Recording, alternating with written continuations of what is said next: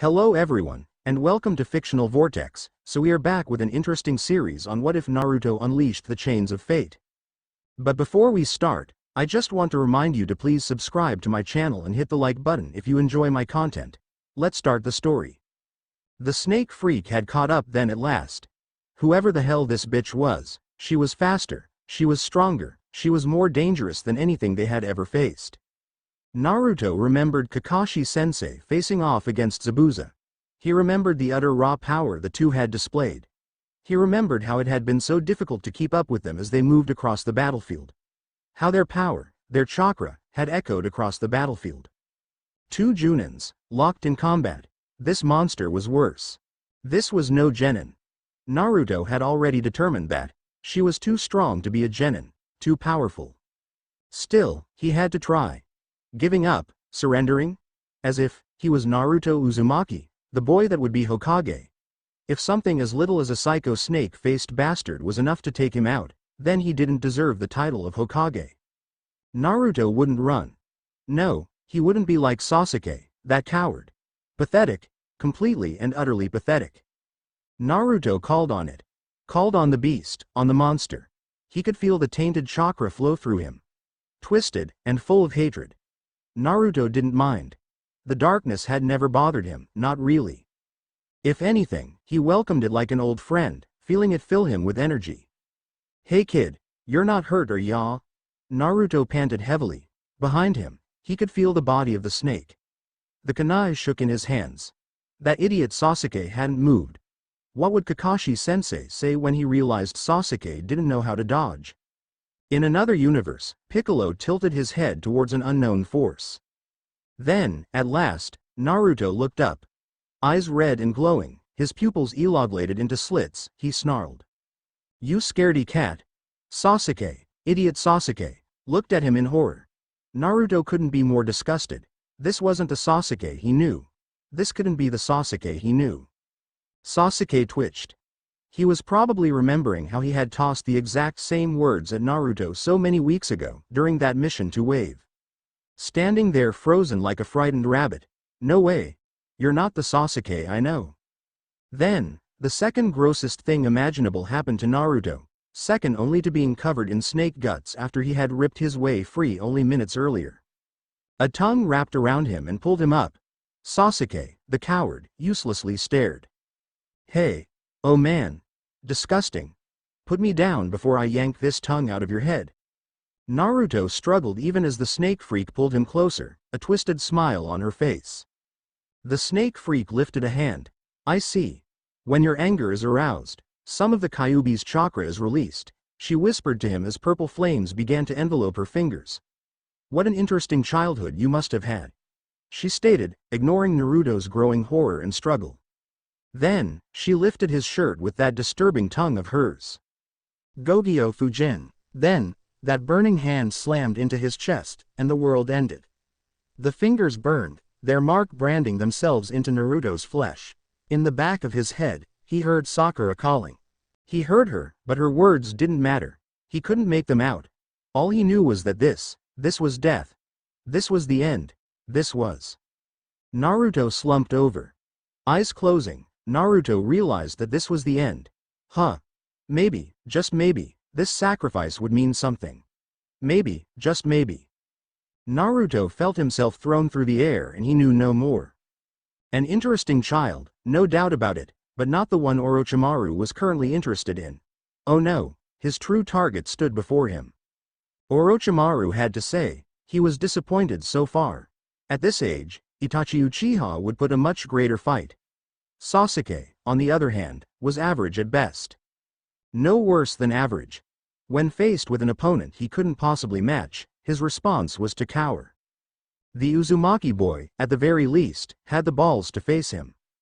Then again, Orochimaru should not have been surprised. All things considered, the real anomaly was Uzumaki. No normal genin would have dared attack Orochimaru. No normal genin would have shrugged off his killing intent as if it were nothing. No normal genin. You shouldn't have done that. Eyes widening, Orochimaru spun. How had someone snuck up on him? Who could have possibly managed to make his way here without Orochimaru detecting them? There, Holding the Jinchuriki's fallen form in his arms, was a shimmering young man. The stranger landed upon one of the many branches around them before gently laying the Uzumaki boy down. Then, burning blue eyes glared right at Orochimaru. What was this? Who was this? The young man stood. Light brown hakama pants, a form-fitting dark shirt, and a shoulder pauldron at his side, the male glared at Orochimaru. The ethereal glow shimmering from his skin, almost as if the man were an illusion. Who are you? Orochimaru stared. My name, the man lifted a single hand, and the air shimmering. There was a sudden golden glow, and then the man was holding a strange-looking sword, shaped oddly like a key. A key? Orochimaru's eyes widened. Is none of your concern. You've harmed my charge. Then, the man closed his eyes. Foolishness, Orochimaru decided. A wielder of the famed Keyblade, but foolish nonetheless. Orochimaru would break him. Then, the eyes snapped back open, a yellow glow overtaking them. I will break you. The man promised. Terra had every confidence that Naruto would not remember. He had every hope that Naruto would not remember. He didn't want Naruto to remember. Some things, some memories, are best left forgotten. It had been around half a decade, he guessed, since he had ended up sealed within Naruto alongside the Kyuubi no Kitsune, but until now that sealing hadn't mattered much. It had been Terra's choice. He had contented himself to rest, to wait until the opportune moment. This creature before him, however, had other ideas. Terra wasn't sure who the man before him was, but he did know that his opponent had actually had the idiocy to mess with Naruto's seal. The bloody lunatic could have unleashed the Kyuubi, and then they would all have been fucked. This was not a crime Terra took lightly. As he felt the darkness overtake him, it felt good. Terra had, of course, practiced channeling said powers. It wouldn't do to have another incident like Xehanort. This was who Terra was. What he was. Pretending his own magic didn't naturally call to the dark would be stupid. It's what had fucked him up in the first place, if he was being honest with himself. Master Arrakis hadn't understood, but Terra, at long last, did. The man smiled with a tilt of his head. A Keyblade bearer. Your kind are legend of old. It's an honor to face off against. The man was forced to dodge. The serpent was not so lucky. Keyblade jabbed into the snake's head, and its face twisted into a snarl, fangs and all, as Terra pumped power into the blast. It trashed for a moment before Terra leapt away. It fell to the cold, unforgiving earth, fading away from this realm as its life came to an end. With a single swing of the Keyblade, he watched as the man, and several trees, were torn in half by the force of the blow. Terra had the satisfaction of watching shock blossom on the man's face before he unceremoniously vomited. This wasn't normal vomit, however. How could it be, when out of the vomit jumped another man? Terra landed on another branch, the other two children behind him. Lifting his Keyblade before him, Terra was determined to protect them too. His opponent landed before him, his appearance changed. So, Terra spoke, this is your true form. Glowing yellow eyes, slit like a snake's, grinned up at him. But of course. My name is Orochimaru. Forgive me for my fascination, but that sword of yours, is it not the famed Keyblade, the weapon wielded by the masters of Uzushiogakure of old? Terra raised a single eyebrow. Why would I reveal anything about my powers to you? Then, wordlessly, Terra sent a blast of scorching dark fire towards his foe. The now named Orochimaru wordlessly vomited again, this time a wall of mud erecting itself. Terra took advantage. Only his decades of experience allowed Orochimaru to defend himself as Terra appeared practically out of nowhere, Keyblade coming down in a slash that would have taken off his head. It clashed against the sword of Kusanagi, and the ancient legendary blade shook front the force. Yellow eyes met yellow eyes. Orochimaru twisted back and countered. To the children, the pair of them became a blur, slashing blades as the forest shook around them. Terra cut yet another snake before giving another roar. Leaping in the air and twisting, he summoned a meteor and let its destructive force rain down. Orochimaru was taken by evident surprise. A lava-based technique was obviously not one he had been expecting.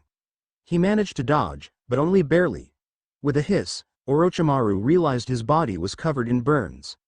Looking up, he glared at Terra as Terra strode to him, Keyblade in hand, fury in his eyes. Just what are you? Orochimaru snarled. A guardian, now, be gone. Another slash that ripped through the air. Orochimaru deflected it with difficulty and watched as it ripped several trees from the force. Then, the last thing he expected happened. Chakra chains. The bloody brat had chakra chains as well. The chains shot out from all directions, attempting to ensnare him, to impale him. This so-called guardian really was going for the kill. Where had Sarutobi been hiding this exquisite young man? The famed Keyblade and the famed chakra chains. Both jutsus lost with the fall of Uzushiogakure, yet here was a practitioner of both. Orochimaru's surprise cost him. The Keyblade ripped into his stomach. He hadn't seen it before, but he could see it now. He could see the darkness that clung to the young man like an old friend, hugging itself to him, enveloping him. A glowing hand struck Orochimaru's face and his world exploded in pain. Orochimaru, with a groan, lifted himself up. Had he been any other, he would have been dead. Without his body modifications, the brat would have killed him. As it was, Orochimaru had survived, if only barely. Well, this was fun, Uzumaki-san, but I'm afraid I must be going, toodles. Then, Orochimaru performed an act he had not done in years, but one every ninja worth their kunai knew how to perform well. He fled in the face of a superior opponent. Superior for now. Sasuke-kun had been intriguing, but this was far more interesting. A far better prey. Yes, he would make the young man his prey. He would make him his prey, and perhaps, as an afterthought, Sasuke-kun would be next. Implanting the eyes of an Uchiha would normally be asinine, but in the body of an Uzumaki to match? Well, such a body could sustain such eyes, and when he had them it would truly make Orochimaru the greatest ninja ever. As soon as Orochimaru had departed, Terra let out a gasp. Clutching at his chest, he felt the Keyblade vanish from existence, back into his heart. He needed to get back. With that, he turned and began to make his way towards Naruto. Then, to his shock, the dark-haired boy jumped in his way. Eyes glowing red and spinning with the tomo of the Sharingan, the boy glared. An Uchiha. Interesting. What do you want with Naruto? Even more interesting. It seemed his charge's actions had awakened a protective edge in the Uchiha boy. His terror had fled. Instead, all that was left was a raw instinct to protect his comrade. Fitting of an Uchiha. I'm going to undo what Orochimaru did to him. If I don't, there will be far-reaching consequences. Terra saw no reason to lie. Behind the Uchiha, a pink-haired girl cradled Naruto against her, eyes glaring at him as she held a kunai. It shook in her hands. She was terrified. Terrified of him. No doubt, the Uchiha was as well, but he did a better job of hiding it. How do we know that? We won't let you harm our teammate. Terra neglected to point out that if he really wanted to harm their teammate, the pair of them combined would hardly be able to stop him. If you don't move aside, then Naruto will be the one harmed. The longer I am manifested, the weaker his life force gets. That was the reason his battle with Orochimaru had been so rushed. He didn't have time to wear down his opponent. He had to take him out quickly and effectively. Unfortunately, Orochimaru lived. Terra had a feeling that their next meeting, and there would be a next time, would end far less in his favor than this one had. What do you mean by that? The pink-haired girl spoke up. Years ago, I lost my body. My spirit, however, survived. It found a new home, a relative of mine who called to me. Terra motioned towards Naruto. The children looked aghast at learning their teammate had apparently been playing host to a ghost. Oh, if only they knew. This body though, Terra lifted a single shimmering arm, it's made from his life force. The longer I stay out, the weaker he gets. The Uchiha considered. Then, with a nod, he stepped aside. Sasuke-kun. The girl began. He's telling the truth. I can see it. Do what you can. The unspoken or else was ears loud and clear. Terra smiled. It's good to see that after all this time, the Uchiha clan and the Uzumaki clan still stand as brothers. He didn't wait for a response. Ignoring the spluttering and shock in the Uchiha boy's eyes, Terra made his way to Naruto. Reluctantly, the girl moved aside. Lifting Naruto's shirt, Terra examined the seal Orochimaru had made. Then, fingers lighting with fire, Terra slammed it into Naruto's chest. His body convulsed and eyes snapped open, face scrunched in pain. Hey! What the hell was that? Terra smiled up, even as the Uchiha boy looked ready to kill. Hail, brother. Take care of each other. Then, hand placed above Naruto's heart, he vanished in a shimmer of glowing blue light. Naruto's body convulsed once more before it calmed. Then, with a groan, he sat up. Eyes blinking tiredly, Naruto stared up at his teammates. Noticing the looks they were shooting him, Naruto frowned. What's wrong? Is there something on my face? Sakura practically fell over and Sasuke's expression turned murderous. Naruto scratched the back of his head. Was it something he said? The three of them were sprawled out in the forest floor. Or, rather, Naruto was, sitting cross-legged as his teammates explained the situation to him yet again. So, let me get this straight, Naruto stated for what felt the 100th time. That creepy snake bitch was actually a creepy snake man, nod, and she put a weird seal on my stomach, nod, which unleashed some sort of glowy guardian guy who says he's related to me, reluctant nod, who then proceeded to beat the shit out of Orochimaru before running off again. Naruto concluded. His teammates nodded once more. Sasuke looked annoyed. Sakura, normally, would be emanating the exact same emotion if it wasn't for the way her eyes darted back and forth in evident fear. Orochimaru had terrified her, and even though he had evidently marched off and had decided to leave them alone for the time being, he wasn't the only danger in this damned forest. Naruto stared at them for several seconds before giving a tense nod. Huh. All right. The pair of you can go fuck yourselves. Naruto concluded, a wide smile adorning his lips as he leapt to his feet. Despite the grin currently stretched across the tanboy's face, it didn't reach his eyes. No, instead, they showed his true emotions. Naruto had the satisfaction of seeing the great and mighty Sasuke Uchiha flinch back in momentary shock. Surprisingly, Sakura was the first to react. Wait, what? Naruto, we're only telling you the truth. No, what the pair of you are doing is feeding some random bullshit down my throat. Naruto spat out in rage. He couldn't believe the crap his teammates, if they could be called that, were trying to pull. I thought three of us were slowly starting to become friends, but I guess that was just me. Huh? Naruto gave such a bitter and twisted laugh that Sakura couldn't help but shudder. How could you guys? How could you? Sasuke. Naruto elected to ignore his pink-haired crush. He could deal with her later. Instead, he fixed the Sharingan wielder with a withering glare and unleashed a torrent of killing intent that made Orochimaru's look tame. Sasuke almost vomited then and there. You, of all people, know what it's like to be completely alone. To not have any family left. Yet fuck you guys, I'm out. With that dramatic statement, Naruto Uzumaki turned and departed with the speed of a flying cheetah. Sasuke and Sakura stood frozen for several seconds. Damn it. That useless dead last. Naruto, wait, with that. Sasuke leapt after the other, leaving Sakura behind. Wait, Sasuke-kun. Don't leave me behind. With that, she chased after him. Stupid teammates. Damn it. Naruto was not crying. He wasn't. He was a shinobi now. A real one. And, real shinobi did not cry. It was just, how could they? Naruto sniffed slightly, and he did not totally wipe at his eyes. Naruto had never had a family. He had always dreamed of having one, though. He had always dreamed of finding his mom, of his dad, or some distant cousin. Anyone, anywhere. It didn't matter. He had always wanted a family. The matron at the orphanage had caught on rather early, noticing the looks Naruto would shoot other children when they were either adopted or when some long-lost relative arrived out of the ether and adopted them without a thought.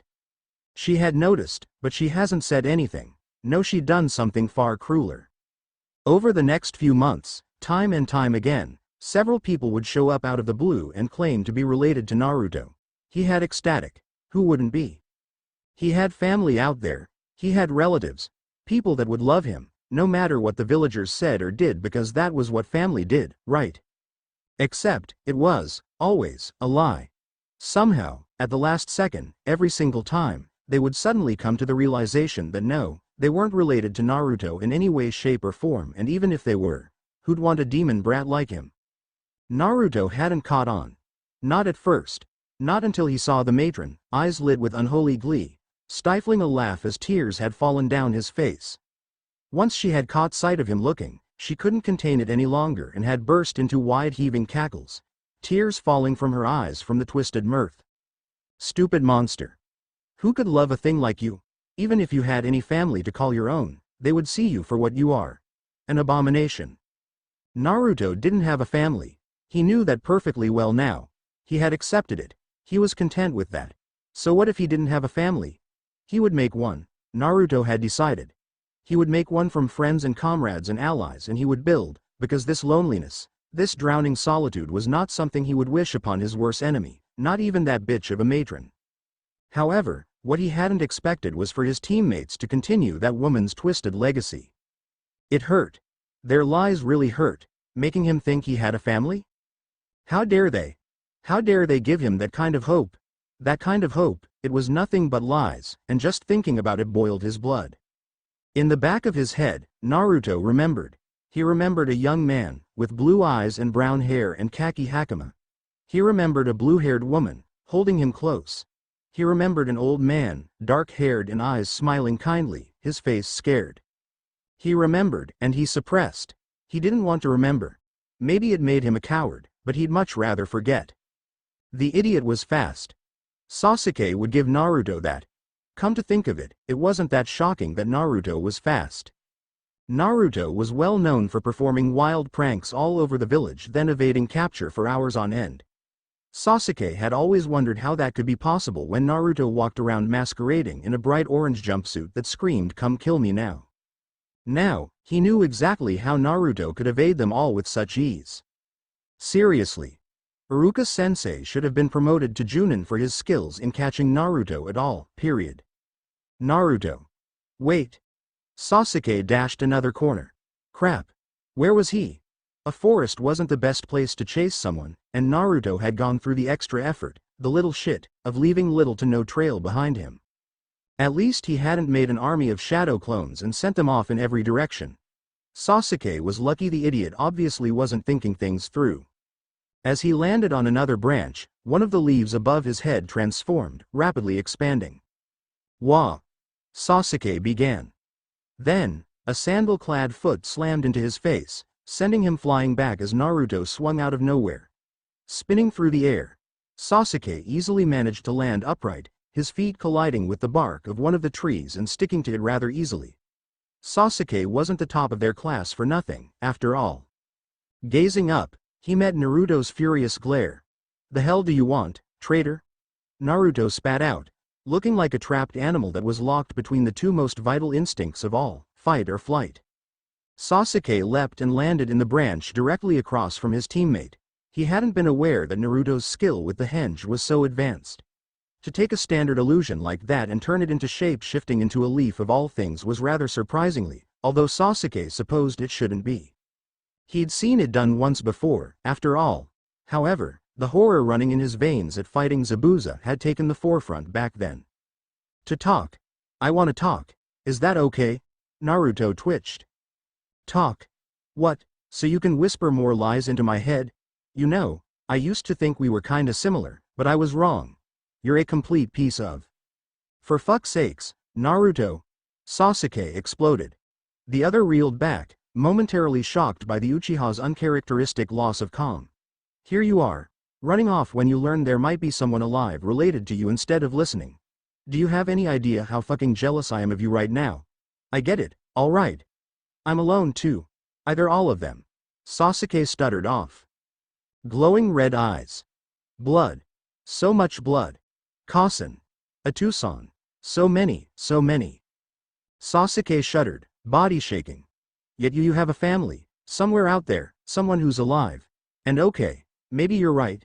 Maybe the man me and Sakura met was full of shit, but that doesn't mean you should take it out on us. We're supposed to be a team." Sasuke screamed.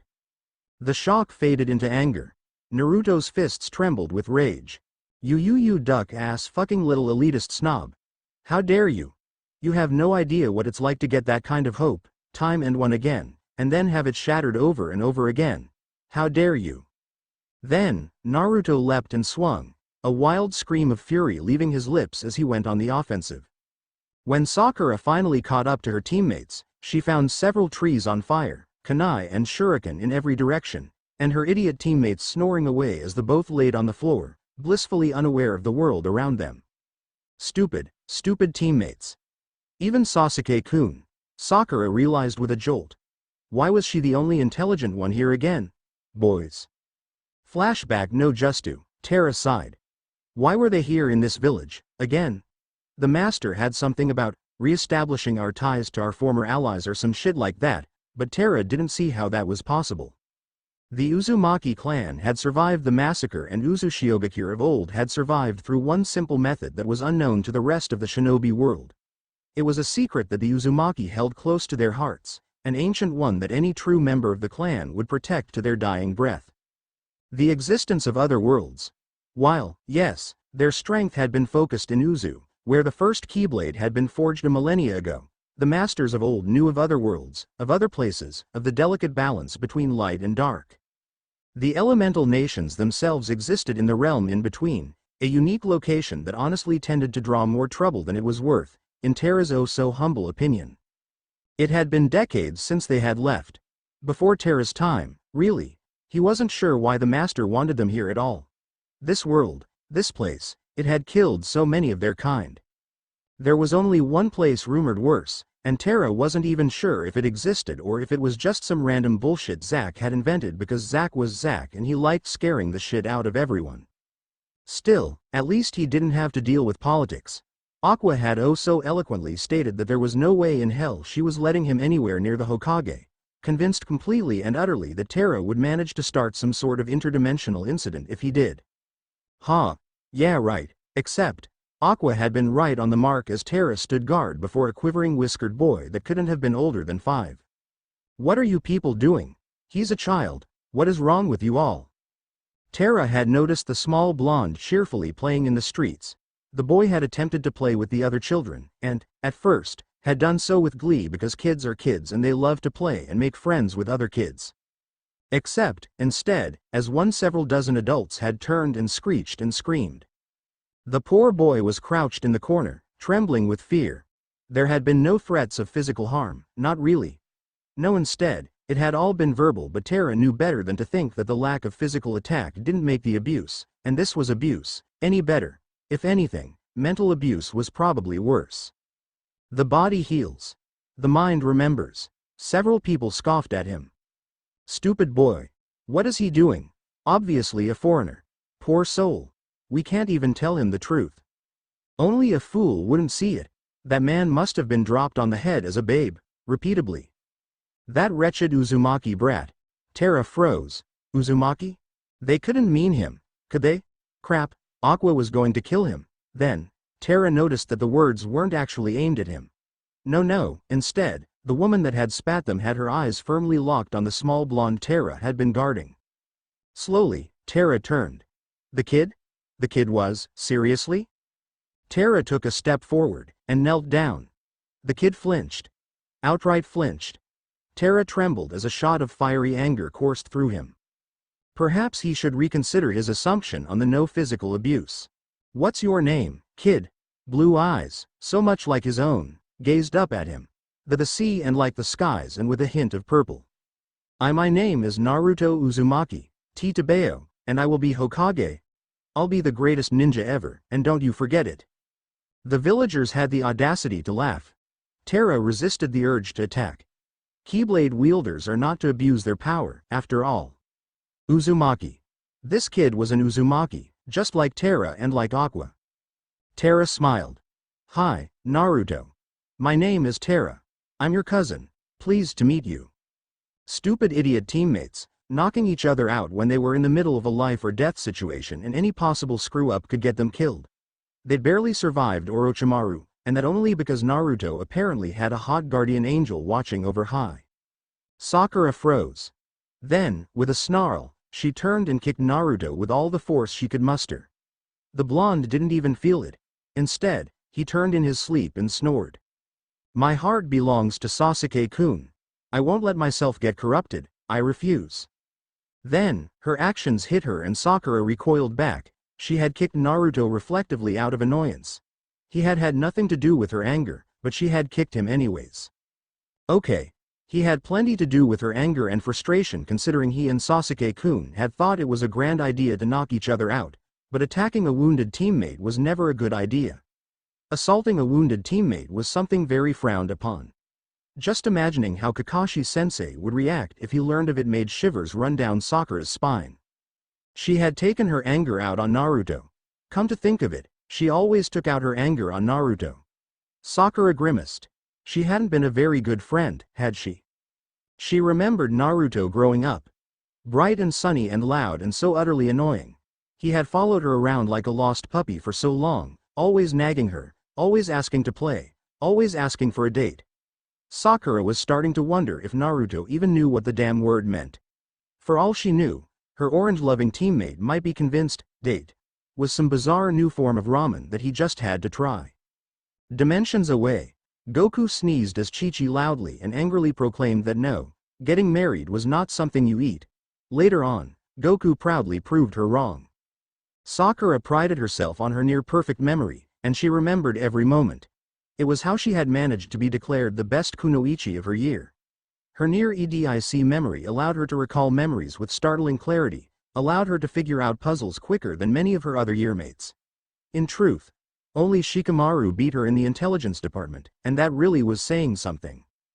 However, Sakura's memory worked on recall. Annoyingly, she couldn't just will herself to remember a specific thing. No, instead, one memory had to trigger another.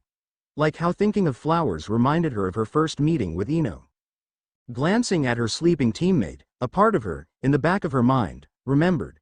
Naruto had all but vanished from the village several years ago. The when, annoyingly enough, eluded her. She just remembered that Naruto had vanished, and the villagers had been celebrating for days on end. Then, the euphoria had died down and fear had replaced joy. Eventually, the fear had faded to complacency and Naruto had returned, suddenly popping up one day years older as if nothing had happened. She hadn't remembered before, but now, Sakura clenched her fist. None of it made sense. The cheering or the practical parade the civilians had tried to throw, which had been interrupted by a silver-haired Anbu leaking so much killing intent a few people had been hospitalized, made no sense at all. Sakura couldn't remember how old she had been, and therefore not how old Naruto could have been, but she was pretty sure that was before Naruto became the prankster terror of Konoha. They had always hated him. They had hated him, and Sakura had been weak, pathetic, proving herself to be just a wild shrew because she had followed the crowd. She had done exactly what they had. She had taken one look at the blonde and spat at him in hate. Why? Why did they hate him so? And why did Naruto smile so damn much? Normally, Sakura wouldn't bother questioning it. Naruto was her idiotic happy comrade who liked to yell and eat ramen and was determined to become Hokage despite not knowing what in the hell chakra even was. Very few things had ever shaken that image. That was just who Naruto was, wasn't it? Except, no, it wasn't. Naruto was the boy who had managed to outsmart Zabuza Momochi. Naruto was the boy that had shouted at Inari at the top of his lungs that the boy had no idea what suffering was. Naruto was the boy that had defeated Haku, an opponent that had left Sasuke-kun helpless, in single combat. Naruto was the boy that hadn't wavered for a second in the face of Orochimaru's killer intent, while it had left her and Sasuke paralyzed and broken. Naruto was the boy that had taken one look at them, after they proclaimed they might have found a member of his family, and had sneered away in disgust, eyes shining with so much pain and rage that Sakura wasn't sure how he handled it. That was the real Naruto. Someone wounded, but with a never-give-up attitude, with a wide smiling grin that showed as bright as the sun, someone who took nothing for granted and appreciated every little thing he had with the value of a person that understood what it was to have nothing at all. With a glance at her other teammate, Sakura couldn't help but see the difference, the contrast. Naruto Uzumaki was the sun, Sasuke Uchiha was the moon. Sasuke had everything, and it was taken from him. Family and love ripped away. He was the only one left. The only Uchiha. The rest were all gone, broken and dead and wiped away from the face of the earth because a teenager had gone batshit crazy and he'd single-handedly killed them all. Naruto hadn't understood Kakashi-sensei back in Wave, but Sakura had. There were shinobi younger than them, yet stronger than Kakashi-sensei. Sakura didn't know all of the details, but she knew enough. Itachi Uchiha had been around their age when he slaughtered his entire clan. That was insane beyond measure. Itachi Uchiha had snapped and killed them all with an unholy glee and, if the rumors were to be believed, with a malicious grin just as twisted as the Kyuubi no Kitsune. Both of her teammates had suffered so much. They had also responded differently to the pain, and that was made them different. Naruto cherished every moment because he was accustomed to having nothing, so anything was good enough. Sasuke feared letting anything in for fear it would be taken away since he already knew firsthand the pain of loving and having lost. Sakura snorted. She'd been put on a team these two, and, for once, she realized she didn't know what to do. When they had started, all those months ago, she had been thrilled. Fate had brought her closer to her precious Sasuke-kun, because it was destiny. Fate had also tossed her a ramen-obsessed obstacle, but what were such things in the face of true love? Quite frankly, it was time to grow up. As Sakura nodded to herself, determined to be stronger, to be better, it happened. Of all the situations to get herself, it was this one. Her only saving grace was Rock Lee, and it was in that moment that Sakura realized something important. She could try. She could try all she wanted to, and she would. She would put her all and her heart into it, because that was all she could do. But, right now, as she was literally useless. Then, Naruto awoke and it didn't matter if she was useless. It didn't matter, because no matter what, no matter how horrible of a friend Sakura had been, no matter what anguish she tossed the blonde's way, as far as Naruto Uzumaki was concerned, Sakura Haruno was one of his precious people and he would defend her to the death. Naruto had been having a very pleasant dream, thank you very much. He had saved the princess of the Ramen Kingdom and had been rewarded accordingly. As far as his eyes could see, Naruto drooled at the seemingly endless supply of ramen he had been presented with. Eyes glistening, he turned to the princess, who Naruto realized looked a lot like that chick from that Mario game. I can have as much as I want? The ramen princess smiled at him. Yes, Naruto-kun. All of it is yours for the taking. Eat to your heart's content. Yada. Naruto prepared to toss himself in the sea of ramen. This was a dream come true. He had died and gone to heaven. There was no other explanation. Naruto always knew he wasn't going to go burn in hell, no matter what that stupid matron or those pesky villagers said. Then, the illusion was shattered by one very simple thing. Fucking hell. Turn off that goddamn alarm. Naruto was shocked awake by the most infuriating sound in the universe. Whatever it was, it rang in his ears over and over again. Holy noodles, this was worse than Iruka-sensei while he was using his big head no jutsu. Glaring, Naruto spun around to find the source of the noise. Several feet away, one of the sound nin stood before a beaten Sakura. Around them, Team 10 laid about wounded and that bowl-cut kid with the awesome jumpsuit was bleeding. Naruto twitched.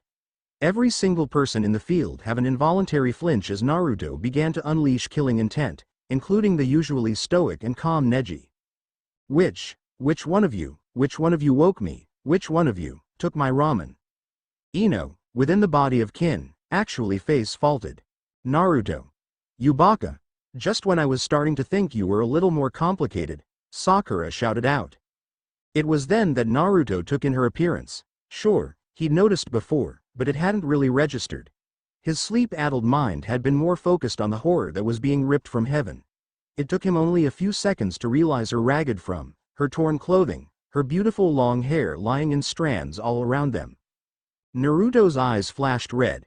Then, every so slowly, they lifted to gaze right at the sound nin, Dosu if his mind was correct. Did you do that to her? Dosu sneered. While a part of him was weary of the red leaking from the ninja before him, he figured it wouldn't matter much in the long run. Dosu, unlike Ino, was no censor. Had the chakra burned purple like Orochimaru's, had he seen the power of the cursed mark which he was very familiar with, it would have been a different story. No, instead all he saw was a broken child managing to rise one last time before death. And, if I did? Weaklings like her are pathetic, and deserve to be killed. It's merely the way of life. Survival of the oomph. Before Dosu could even think of moving or using that arm of his, Naruto's fist smashed into his jaw with a brutal uppercut. Dosu wasn't to be outdone so easily, however, as he channeled chakra into the arm. Naruto screamed, gripping at sensitive ears before leaping up at the airborne Dosu. Fool. You don't understand the power of sound, the abilities it possesses. Screw its abilities. Legs wrapped around his arm in a vice before twisting in a brutal snap.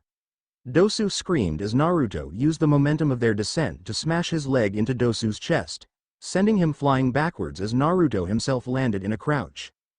Then, red eyes turned to gaze at the other two and Naruto growled as red chakra, twisted and tainted, began to ooze from him in waves, spinning about him in raging spirals of destruction. Ino was frozen in fright. Naruto was staring at her with such vile hatred, with such malice that she knew, then and there, if she didn't release the jutsu she would die. Naruto would kill her. How or why his eyes were glowing such a twisted red was beyond her. Ino shuddered. That wasn't Naruto. That couldn't be Naruto. That couldn't be Konoha's #1 knucklehead ninja.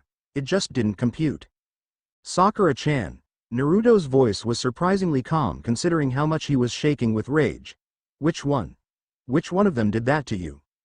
It was me. Zaku proclaimed proudly, eyeing the leaf genin before him with distaste. I'll admit, we underestimated you, but I'm nothing like that weakling Dosu. I will break you. Taju Kage Bushin no Justu. The voice was calm, casual, as if discussing something boring, like the weather on yet another sunny day. Too calm, really, for someone summoning a literal army of clones to bash and break apart their opponent. Ino. Choji. Fall back. Shikamaru's voice rang through the field. Uzumaki combo. 1,000 fists of pain, Zaku screamed. It didn't matter how many he fought, how many he striked down, whatever efforts he made. There were just too many. He could blast away 1,000 times over, it didn't matter. For each clone that fell, another with raging red eyes replaced it, swinging at him in full force. There was no form behind them either. Just the wild style of a brawler used to fighting in alleyways. It should have been easy for him, it was impossible. There was a reason, after all, that a fresh out of the academy Naruto had been capable of taking a Chunin in single combat. When push came to shove, there was no ninja more dangerous than Naruto Uzumaki. Before Zaku knew what was happening, he was covered in bruises in every which way. There were chakra suppression seals all over his body, and he found himself tied up alongside his teammates. All while the Uzumaki monster sneered, even as the clones began to pop one by one, their chakra returning to their master. Naruto stepped forth, growl on his lips. Hand reaching out towards him, Zaku couldn't help the shot of fear that ripped through him. This was it. This was the end. Killed, by some no-name genin because Orochimaru-sama had tricked them. Tricked them, and set them on a target they could never hope to defeat. Because Sasuke Uchiha was irrelevant. The real threat was Naruto Uzumaki, and Orochimaru-sama hadn't warned them at all. This was it. This was the end. Naruto. Stop, it's over, we won, you don't have to. Aha. Got it. Look, Sakura-chan, I got us another scroll. Zaku would have face faulted if he hadn't been tied up. All of a sudden, the oppressive feeling the blonde had been exuding vanished as he turned, grinning at his teammate while holding the scroll he'd pilfered off Dosu's unconscious body. Sakura twitched. She wasn't sure whether to laugh or to cry. It was in that moment that Sasuke shot up, muttering about tomatoes. Eyes blinking and looking about at the carnage, he turned to look directly at Naruto. Dobi, the hell did you do? Sakura groaned. Why did she get stuck on this team again? Terra knew, just knew, that he was going to get it the moment he arrived back into the seal. And, lo and behold, he had been right. The second Terra had materialized. Kushina Ne's golden chakra chains shot out of the darkness, wrapping their way around his limbs rapidly, pushing against his muscles and causing him to topple over rather pathetically. If that wasn't enough, a pair of Torii seals fell from the sky and pinned him to the ground. Joy. Overprotective parents. Terra was seriously lucky Naruto Uzumaki hadn't been born a girl. Minato would have likely been worse. As it was, the man rambled about his little Naru-chan this and little Naru-chan that. Kushina was just as bad, if not worse, with both of them being complete and utter embarrassments. Terra took it all in stride even as he was pinned to the ground on his back by a pair of overzealous parents. Eyes glancing up, Terra watched as both of them appeared on either side of him. Minato. Kushina. Hi. Don't you, hi, me, mister. What was that? Kushina snapped at him. Kushina Uzumaki. The red-hot habanero of Konohagakure. Fierce and wild, one of the last descendants of the members of the Uzumaki clan that had been regrettably left behind. Anyone who wasn't in Uzushio when it was evacuated was left here, and that included Kushina. Kushina had a mastery of the sealing arts. If that wasn't enough, she also had a skill with chakra chains that was unparalleled. Terra was sure even Master Arrakis would be hard-pressed to match Kushina's skills with Fuinjutsu. She was a goddamn genius in the art, even for an Uzumaki. I agree with my wife. What happened? Minato interjected coolly. Minato Namikaze. Konoha's yellow flash. The Yondaime Hokage. Inventive beyond belief. The Yondaime had a particular knack for gazing at a technique, titling his head, and figuring out numerous methods and ways to not only recreate it, but make it better at the same time. Had he been born with the power of the Sharingan, Terra had no doubt the blonde would have surpassed both Madara and Itachi Uchiha combined with ease before even hitting puberty. The pair of them had pinned him down, and with good reason. Terra's presence in the seal wasn't exactly normal. Exiting it was dangerous, because to do so he had to draw upon Naruto's life force. As an Uzumaki, he had plenty of that, more than most of his classmates combined, but it was not a practice that should be used continuously. The heart can only take so much strain, after all. However, Minato and Kushina were pushing it with their rather warm welcome. It wasn't my fault. Terra swore, rolling his eyes at the two twitchy cage-level shinobi. Perhaps not the wisest course of action as Minato responded by cracking his knuckles threateningly, but Terra couldn't help it. It wasn't, Terra argued. Kushina snapped her own knuckles. That snake bastard, Orochimaru, messed with your seal. I fixed it. Terra revealed.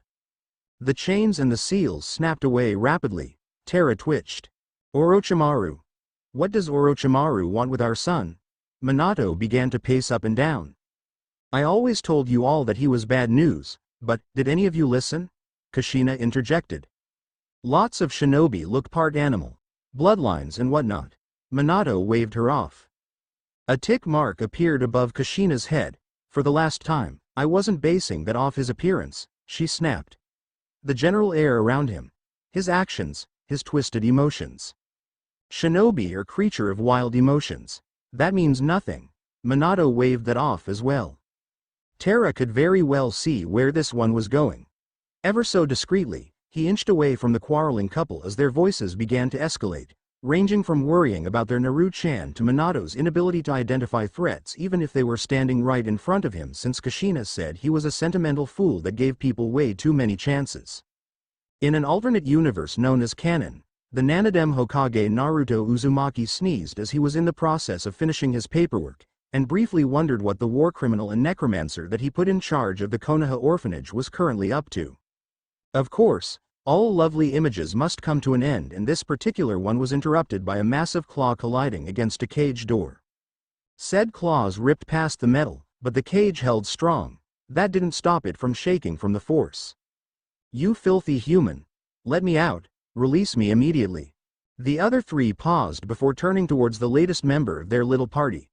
Kyuubi no Kitsune growled out at them, massive claws scratching against the gate, burning eyes shimmering with rage and hatred. Such darkness, it was a wonder this world hadn't been consumed.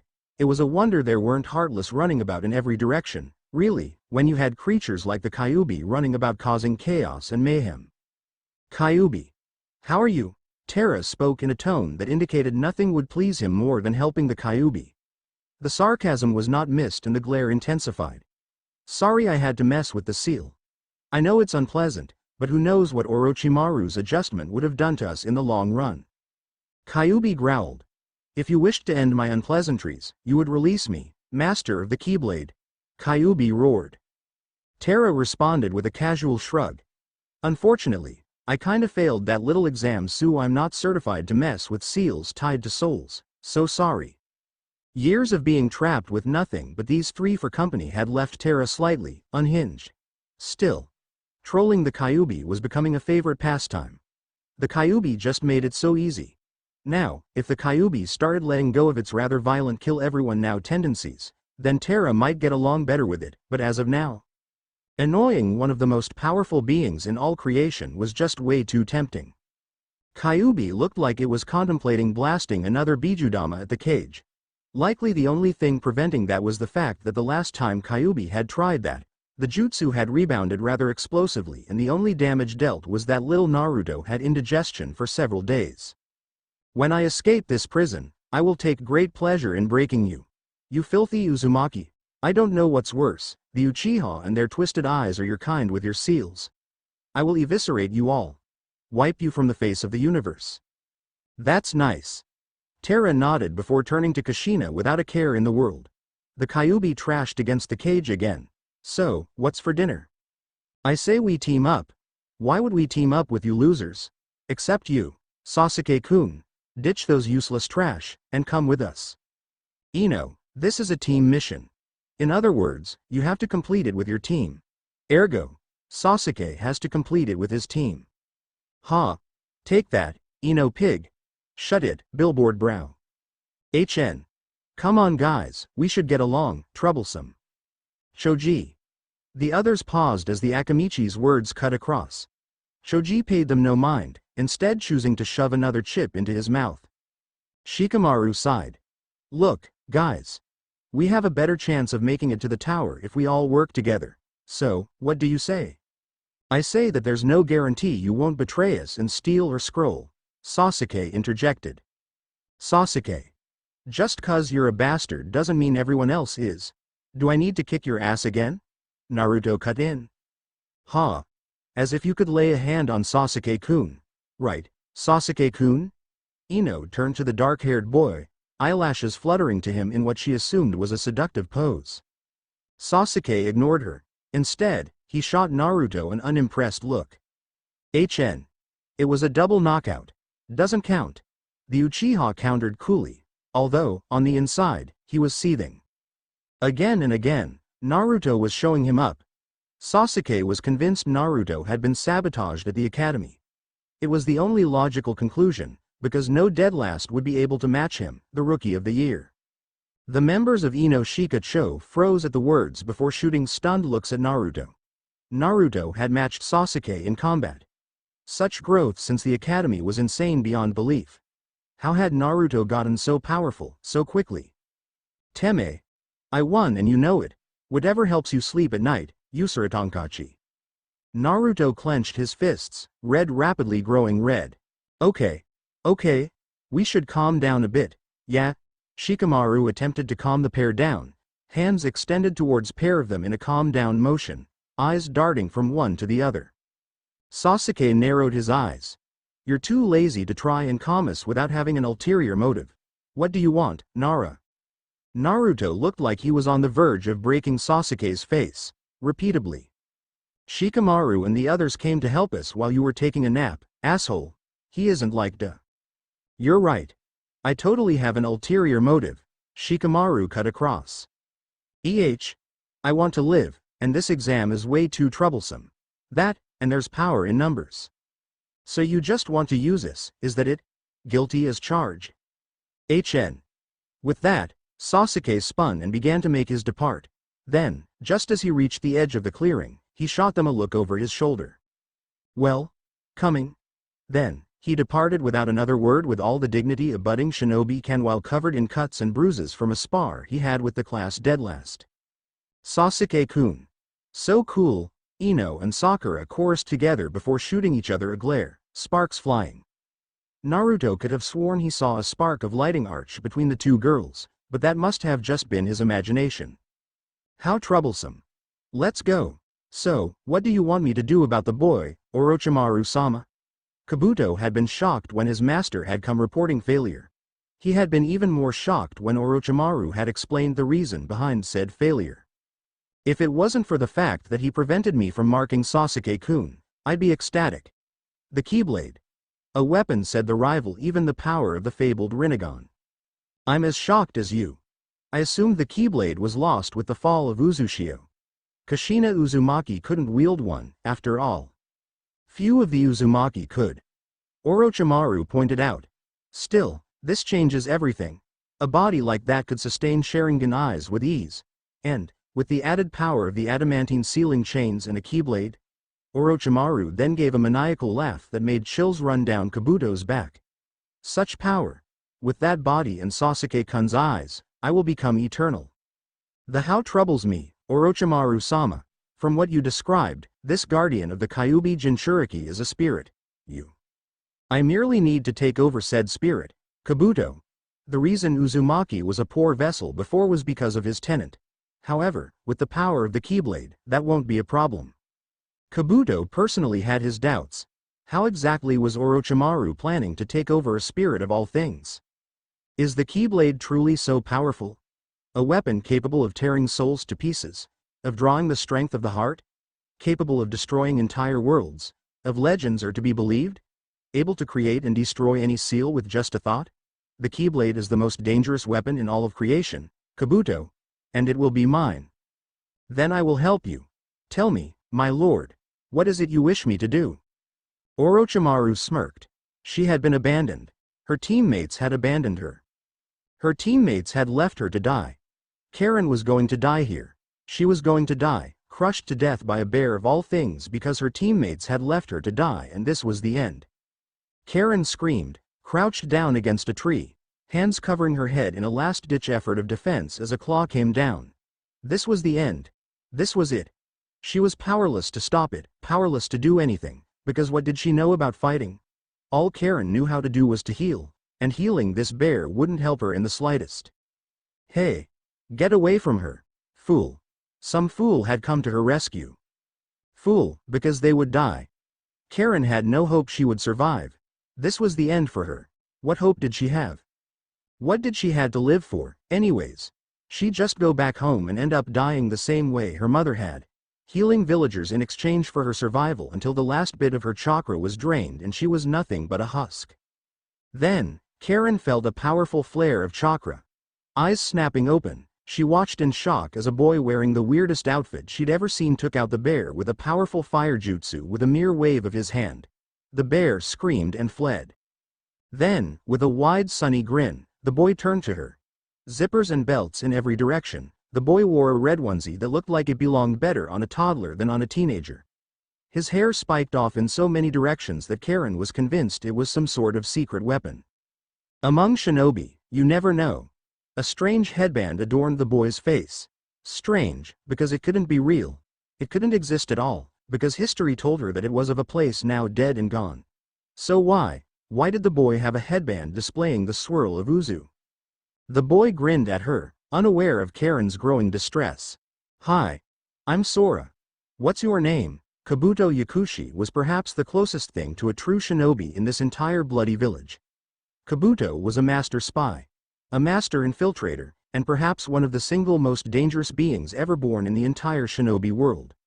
He liked to state to others that he was on the same level as Kakashi of the Sharingan, but that was a two-sided lie, and one he told for various reasons. The first was to present an air of arrogance. Comparing oneself to Kakashi of the Sharingan was no laughing matter. Kakashi himself was among the strongest shinobi in the village, and one of the strongest in the shinobi world in general. Kakashi was a cage-level shinobi, who could give the Sandaime a run for his money if he went full out. The only major flaw Kakashi truly had was his low chakra reserves. He simply didn't have the stamina for a long drawn-out battle, but such things could be built over time. Kakashi, as of yet, hadn't put in the necessary effort for it. Regardless, Kakashi was still an outrageously dangerous opponent, so much so that it would take someone on the level of a Sannin to take him out if Kakashi decided to go rogue for whatever reason. Kabuto was personally surprised Kakashi hadn't actually done so. The revelation of Naruto Uzumaki's Jinchuriki status and the subsequent treatment of his teacher's legacy by the villagers surprisingly did not cause Kakashi Hitaki to snap, although it was a near miss. Neither did the disappearance of Naruto-kun. Right off the radar and into the unknown. It seemed Kabuto hadn't been the only one to realize it, as several of his comrades at the time had seen fit to do anything and everything to distract the very agitated Kakashi at the time. Yes, some would say it was out of concern and sympathy for their comrade, but Kabuto didn't think so at all. They feared him, Kabuto believed. His so-called comrades feared Kakashi, feared his wrath, feared what Kakashi could do if he turned on the village. Feared the destruction Kakashi could possibly unleash upon them all. Needless to say, Kakashi was a dangerous individual. Therefore, comparing oneself to someone like Kakashi Hitaki made Kabuto seem arrogant. Very arrogant indeed, because this was Kakashi they were talking about. An arrogant opponent that overestimates their own abilities is never taken seriously. It's like a genin claiming they can defeat a cage. It's so implausible that it's laughable. Yet, Kabuto did it anyways, for one very simple reason. No one would believe him. They would underestimate him because of it, because it made him look like he was all talk. And there was a third factor that most didn't even realize, a factor most wouldn't even consider. Yes, Kabuto liked to compare himself to Kakashi of the Sharingan, but, in truth, Kabuto had long since surpassed that smut-loving fool. Kakashi had allowed himself to grow complacent, to get lazy. It was for this reason that Zabuza had nearly slaughtered him so easily. True, Kakashi had eventually gotten the upper hand, but to be trapped so easily in a water sphere, Kakashi really was losing his edge. Kabuto, on the other hand, had such a mastery of Iryo ninjutsu that only Tsunade of the Sannin could rival him in that department. Kabuto had such mastery of it that he didn't need hand signs. Such mastery to the point where he had all but replicated the Shoden's ability to regenerate. Kabuto wasn't at Kakashi's level, no, he had surpassed it. He was a master infiltrator, one of the most skilled Iryo nin in history, and an extremely dangerous opponent. There was a reason he was Orochimaru's second in command, after all. Orochimaru wouldn't have bothered with someone weak. Orochimaru would have killed Kabuto himself from the start if Kabuto had been weak. No, Kabuto was not weak in any sense of the word. He was powerful. He was cunning. He was crafty. He had underestimated a bloody child, and he would never live it down. Currently, he was pondering just how he would edit his report to keep Orochimaru-sama to keep him from executing Kabuto for this particular blunder. The Sound Genin team that had been sent in had already been slated for execution, and Kabuto seriously didn't want to join them. The way things were going, he just might though. Who are you and what were you planning to do to Naruto? Caught by a child. The shame. Then again, this was Inara, so. Nope. Child. Kabuto had been captured by a little baby genin. There was no other way around it. He had been captured in the shadow possession jutsu the Nara clan was so fond of by a little boy who kept glaring at him. Around him, the rest of the camp rapidly awoke, now completely aware of Kabuto's presence. How the Nara boy had detected him was beyond Kabuto. Even Oni Nin had a hard time tracking Kabuto, yet this boy had snapped awake the second Kabuto had entered their little encampment and trapped him with his jutsu after taking less than a second to analyze the situation. Shit. How was he going to play this? Well, no matter. This should be easy enough. Kabuto would have to be more weary of Shikamaru Nara, however. That little brat was more than he appeared. Hidden depths, just like Naruto-kun, it seemed. Suppressing one's chakra was normally a good infiltration tactic. It was not a tactic that worked on Shikamaru in the slightest. Kabuto Yakushi might as well have charged into the camp wearing Kill Me Now Naruto clothes while shouting loudly through a foghorn proclaiming his intentions. When Shikamaru had first awoken, his first desire, of course, was to roll over, ignore it, and take a bloody nap. If they just wanted a scroll, so be it. That glowing blue light of chakra scalpels didn't seem anywhere near that benign. To Shikamaru had acted on instinct. As troublesome as helping Naruto was, letting Naruto fall victim to whatever that strange silver-haired genin was planning would be worse. The others awoke with a start, their ninja training allowing them to go from a groggy WHAAA to a code red, the hell is going on mode rather quickly. Why they hadn't set up a guard for the night was beyond Shikamaru, and that was something to watch for in the future. Huh? Hey, you're that senpai from the first test, Naruto exclaimed loudly, pointing his finger dramatically at Kabuto. Ino twitched. Naruto baka. Shut up, you're being loud, the other teams can hear us. Shikamaru shot his teammate an unimpressed look. You're the loudest of all, Ino. He chastised her. Ino shot him a look that promised pain and agony and death. Decidingly ignoring her, Shikamaru turned back towards his captive, who was starting to sweat a little. As for you, answer the question. What were you about to do to Naruto? Out of the corner of his eye, Shikamaru noticed both Sasuke and Sakura taking defensive stances in front of their teammate. Huh. He didn't think those two would care about Naruto much at all, but it seemed time had changed things. Shikamaru wondered if it had anything to do with that botched C-rank mission his dad had been complaining about the other day. Kabuto paled, sweat falling from his brow. I'm so sorry, I was just my team, they abandoned me. Kabuto cried, tears streaming down his eyes. Kabuto twitched. Naruto and Choji, however, looked they were eating it all up. Great. Just great.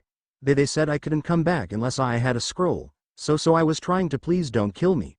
Kabuto sobbed, looking as if the only thing keeping him from tossing himself to his knees to beg was Shikamaru's jutsu. Shikamaru twitched again. HN. Pathetic.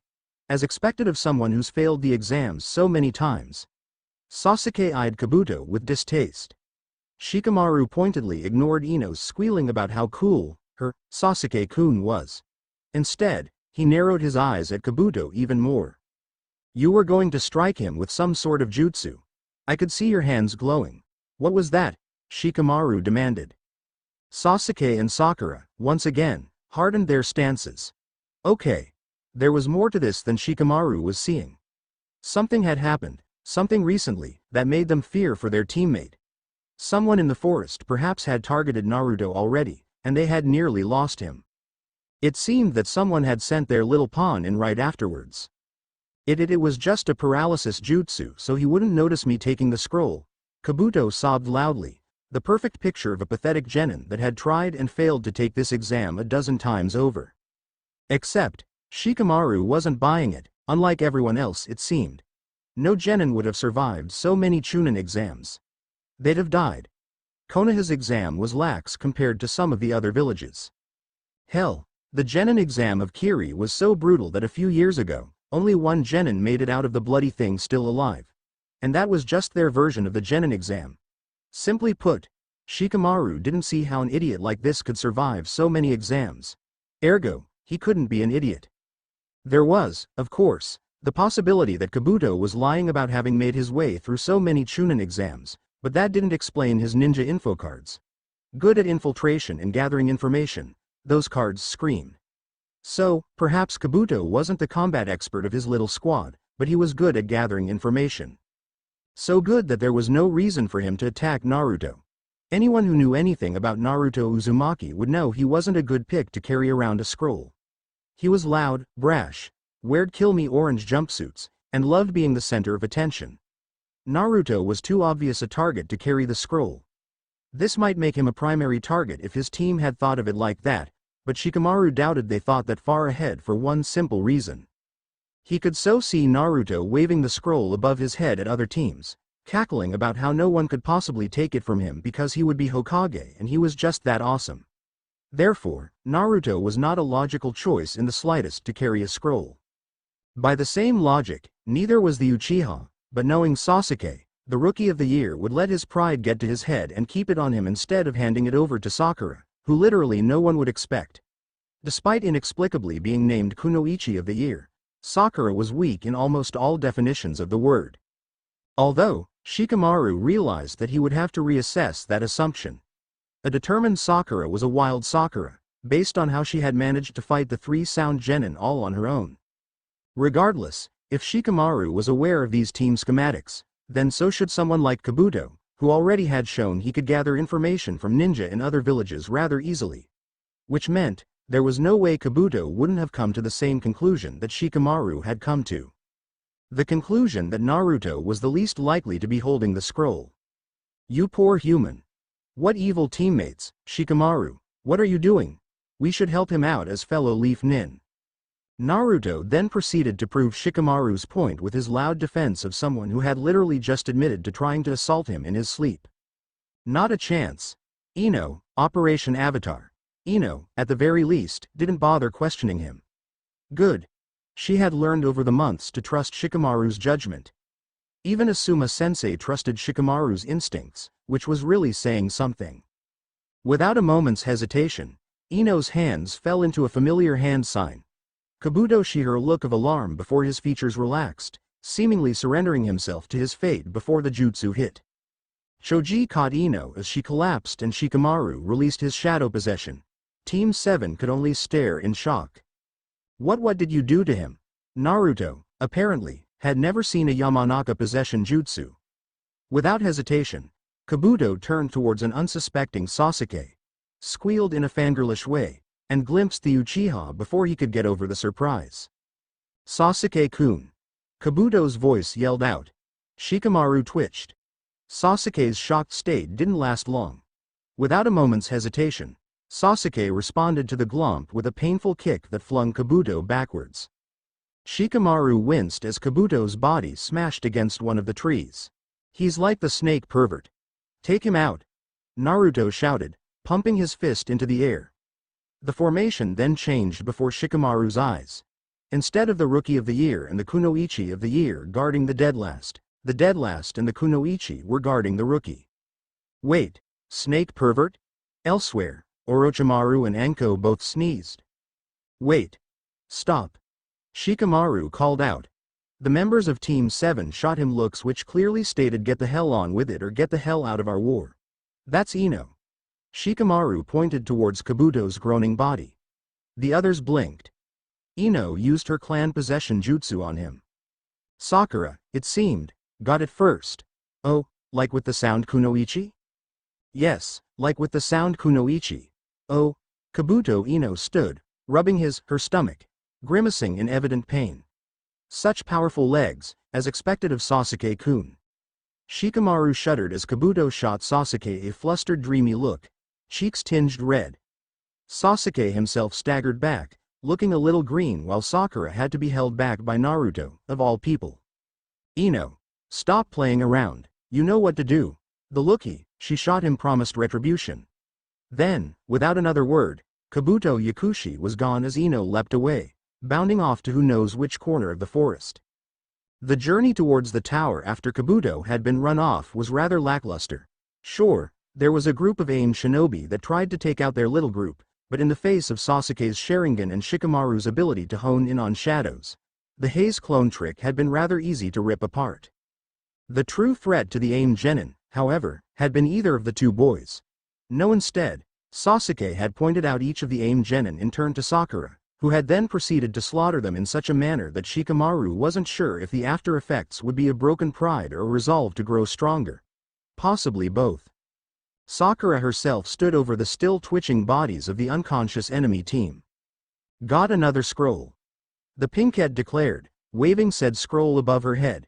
A few feet away, Choji trembled slightly and Ino looked on in shock. Sakura, since when do you hit so hard? Ino just had to ask. The weak girl from the academy that she remembered couldn't hit anywhere near that hard, and yet here was Sakura making mini craters with her fists. It was unreal. When did Sakura get this power? How had she gotten this powerful? Why hadn't she used this strength against the Sound Nin? Likely since she couldn't get a clear hit in against those three, but details. She had managed to pin down one of them, Zaku, and Sakura hadn't smashed his face in then. So, why now? Sakura just shrugged, as if earth-shattering punches were the norm. Kakashi-sensei noticed I had pretty powerful chakra control since I managed to get the tree-walking exercise done on the first try. Ignoring the way Team 10 spluttered in shock and denial, Sakura continued on. He mentioned that I could put it to use by channeling it into my fists right before I swing. He said not to do it too often though until my reserves grow bigger. Sakura explained. Then, without missing a beat, she turned and stopped on one of the AIM genin, who had been discreetly pulling out a pair of shuriken. Ah, damn it, woman, Sakura responded by stomping harder. Shikamaru's sweat dropped. Turning towards the other members of Team 7, he was met with the sight of a cheering Naruto and a bored-looking Sasuke, as if this was an everyday occurrence. Troublesome. Why had he insisted on teaming up with them again? Iruka had not expected to be summoned so soon. He had just finished up with his bath too, and it was only luck that had him wrapping a towel around his waist as he felt the telltale pull of the jutsu they had tied to the scrolls begin to pull him along. In a dramatic poof of smoke that ninjas were so fond of to the point where Tobirama Senju had even added a smoke-making affect into his legendary Kage Bunshin no Jutsu, Iruka appeared before Teams 7 and 10 in all his naked glory, with only a small white towel to cover his dignity. Iruka-sensei. What are you doing here, and why are you being more of a pervert than Kakashi-sensei and his smut books? Naruto, ever one for tact, exclaimed loudly. Iruka twitched. Beside him, a fully clothed Asuma began to cough suspiciously into his fist. Not fooled for a second, Iruka shot the Jonin a withering glare that promised retribution and the Jonin hit a gulp. As one of the very few shinobi in the entire village perfectly capable of catching an out-of-control Naruto Uzumaki, Iruka was rather proficient and effective in the ancient art of Itazura Jutsu, an art of pranking-style shinobi techniques that was rumored to have been started by the son of the Sage of Six Paths, but that was just lunacy and anyone who bought it needed to get their heads examined. 1,000 years earlier, Indra could be heard swearing loudly as he was painted into a rainbow of colors, yet again, by one of Ashura's so-called Itazura techniques. You interrupted me as I was getting out of the shower, Naruto. I just managed to snag a towel before I was summoned here. Iruka spoke plainly, a tick mark appearing above his head. But, why are you here instead of Kakashi-sensei? Not that I'm not happy to see you, Iruka-sensei, but Asuma-sensei is here for his own team. Naruto exclaimed, gesturing dramatically back and forth between them. Asuma bit out a laugh, not even bothering to conceal it. Because, Kakashi is always late with his paperwork, right, Amino-kun? Team 7 responded to the statement by all muttering darkly about lazy smut-loving senseis that never showed up on time when they were supposed to. Asuma's sweat dropped and watched as his own team wisely inched away. Then, Naruto broke it with a sunny smile that the blonde was so fond of flashing towards everyone that Asuma had to wonder if it was genuine or not. How it possibly could be was beyond him. Asuma knew damn well how the village had treated a young Naruto, no matter what measures of actions his father had put up to stop said treatment. It truly says much about a village when no one bats an eyelash to a child still attending grade school getting their own apartment. On the other hand, the same was true for the Uchiha boy, wasn't it? Shinobi villages were known for their rather brusque tactic of making children grow up far before their time, unfortunately. So does this mean me pass then, Iruka-sensei? Are you here to explain how we're all chunin now and to hand over your flak jacket to someone more deserving of it? With that declaration, Naruto struck a dramatic pose. The tick mark above Iruka's head grew even larger. No, I am here, however, to explain that. Iruka motioned towards the mural behind them. Does anyone here understand what the inscription there means? Iruka asked, waiting patiently for an answer. Shikamaru grunted, not bothering to say anything else. Naruto and Choji both stared at the mural, eyes scrunched in concentration as they tried to decipher it. Sakura and Ino, much to Iruka's displeasure, looked like they were resisting the urge to oogle him, which he knew he was never going to live down. Sasuke HNED, as usual. Heaven is the mind. Earth is the body. In order to become better shinobi, we have to have both balanced correctly, just like chakra is made of the same principle. Spiritual and physical energy. Shikamaru explained. Iruka stared at the boy in shock. Asuma, on the other hand, just groaned, burying his face in his hand. Shikamaru. You're supposed to let the others get a chance to think it through before blurting out the answer, Asuma admonished. Shikamaru shrugged at the statement. Meh. Too troublesome. Let's just get these exams over with so I can go home and take a nap. Normally, his teammates would yell at Shikamaru for being so lazy, after several days threading through the forest of death and being forced to eat all sorts of bugs and nasty critters to survive. However, not one of them bothered saying a word. Instead, his statement was punctuated by a loud stomach growl. Choji blushed while Naruto smiled, scratching the back of his head. Yes, Shikamaru-kun, that is correct. Asuma-sensei, would you like to explain from here? Iruka graciously offered. In truth, he just wanted to get those probing eyes away from him. Asuma shrugged, before explaining to Shikamaru, Sakura, and Ino that they should work on their strength since they had a good founding for their minds before turning towards Naruto, Sasuke, and Choji and repeating the same speech, only for them he flipped the words strength and mind. Iruka's tick mark grew even larger. Deciding to ignore the other man, Iruka continued on. Anyways, now that all of you have passed to the second portion of the exam, it's time to rest a bit before we move on to the third portion. If I could, I'd treat you all to some ramen, but... Ramen? Ramen? You're the best, Iruka-sensei. Ramen, yeah. Naruto then proceeded to glomp Iruka without a moment's hesitation. Iruka spluttered, struggling to catch the growing preteen and hold up his precariously falling towel in an effort to save at least some sort of dignity. Asuma began to cough suspiciously again. Naruto, stop! Iruka cried, pushing the child off him with a glare. Naruto looked hurt for a second before realizing that Iruka had barely managed to stop the towel from falling from his hips. Oh. Sorry, Iruka-sensei. Naruto smiled, teeth and all as he scratched his head, backing away slowly. Iruka sighed. It's fine, Naruto. That had not been the right thing to say. The second Naruto realized he wasn't going to be reprimanded again, he proceeded to jump all over the room, exclaiming how he was going to get ramen and how ramen was holy and how it was the food of the kamis given to humans in good grace. Where in the name of the sage does he get all that energy? Ino could only watch in shocked awe. All she wanted to do was find a bed, collapse, and sleep the night away. Naruto, on the other hand, looked like a toddler that had been given one too many lollipops. As one, all of the other genin in the room, including Ino's own teammates, turned to stare at her. You have absolutely no idea, they all intoned. Iruka joined Asuma in his sweat dropping. Anyways. Iruka clapped his hands. Since you all finished the exam 2 days early, you can all relax while we wait for the timer to end. This, of course, resulted in even more cheering from Naruto. Anko limped her way back to the Chunin exam tower. Orochimaru had been rather more forthcoming than expected, but that was so like her old sensei, wasn't it? Not caring what details he revealed, because he'd only reveal half the picture while he held the rest of the pieces. Laughing as everyone else around him scrambled in a desperate struggle to understand. Anko had believed she could take him, after all this time. Well, take Orochimaru was not the right phrasing. In a straight-up battle, Anko knew she would lose. Sacrificing herself to take him out, however? That was a possibility, but one that had unfortunately resulted in failure for one simple reason. Ever since being branded by the curse mark, her abilities had decreased. Ever since being branded, she had grown weaker and weaker each year as the incomplete version of the curse mark sapped away at her strength. A sloppy, messy, incomplete seal that Orochimaru had decided to test on his genin team, of which only Anko had survived. A teacher was supposed to protect his students. Teach them, nurture them, make them better than they were. Guide them into the people they would be, help mold them into better and stronger individuals.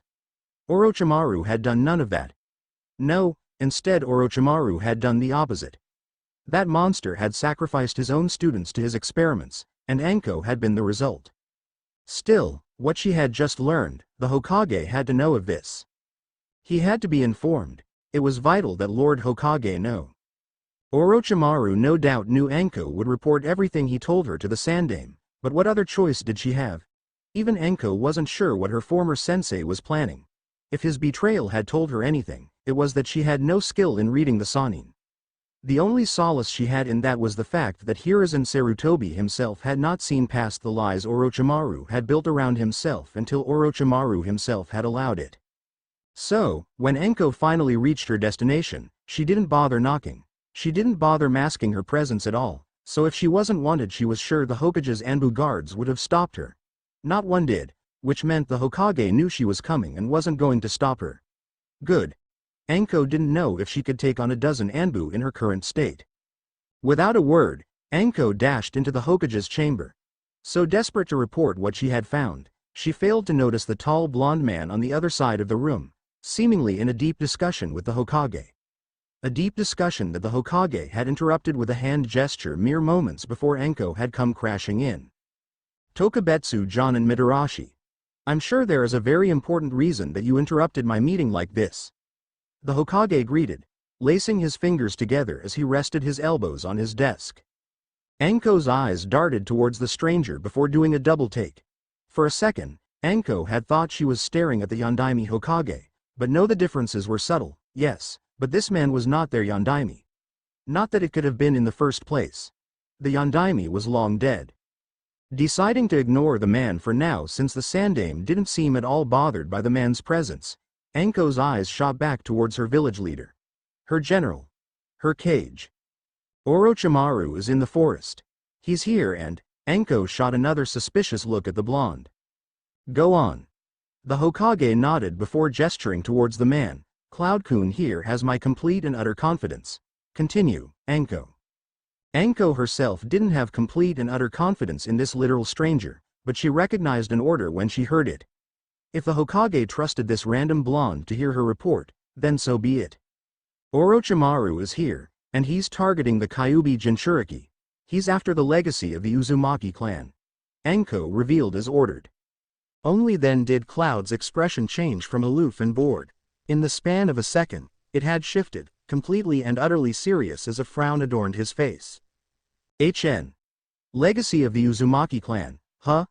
It's a good thing we decided to show our faces this year after all, wouldn't you say, Saru-chan? Anko spluttered. Even she wouldn't show the old man that kind of disrespect. Okay. That was totally a lie. Anko would, and she had done so in the past before on many occasions, but still.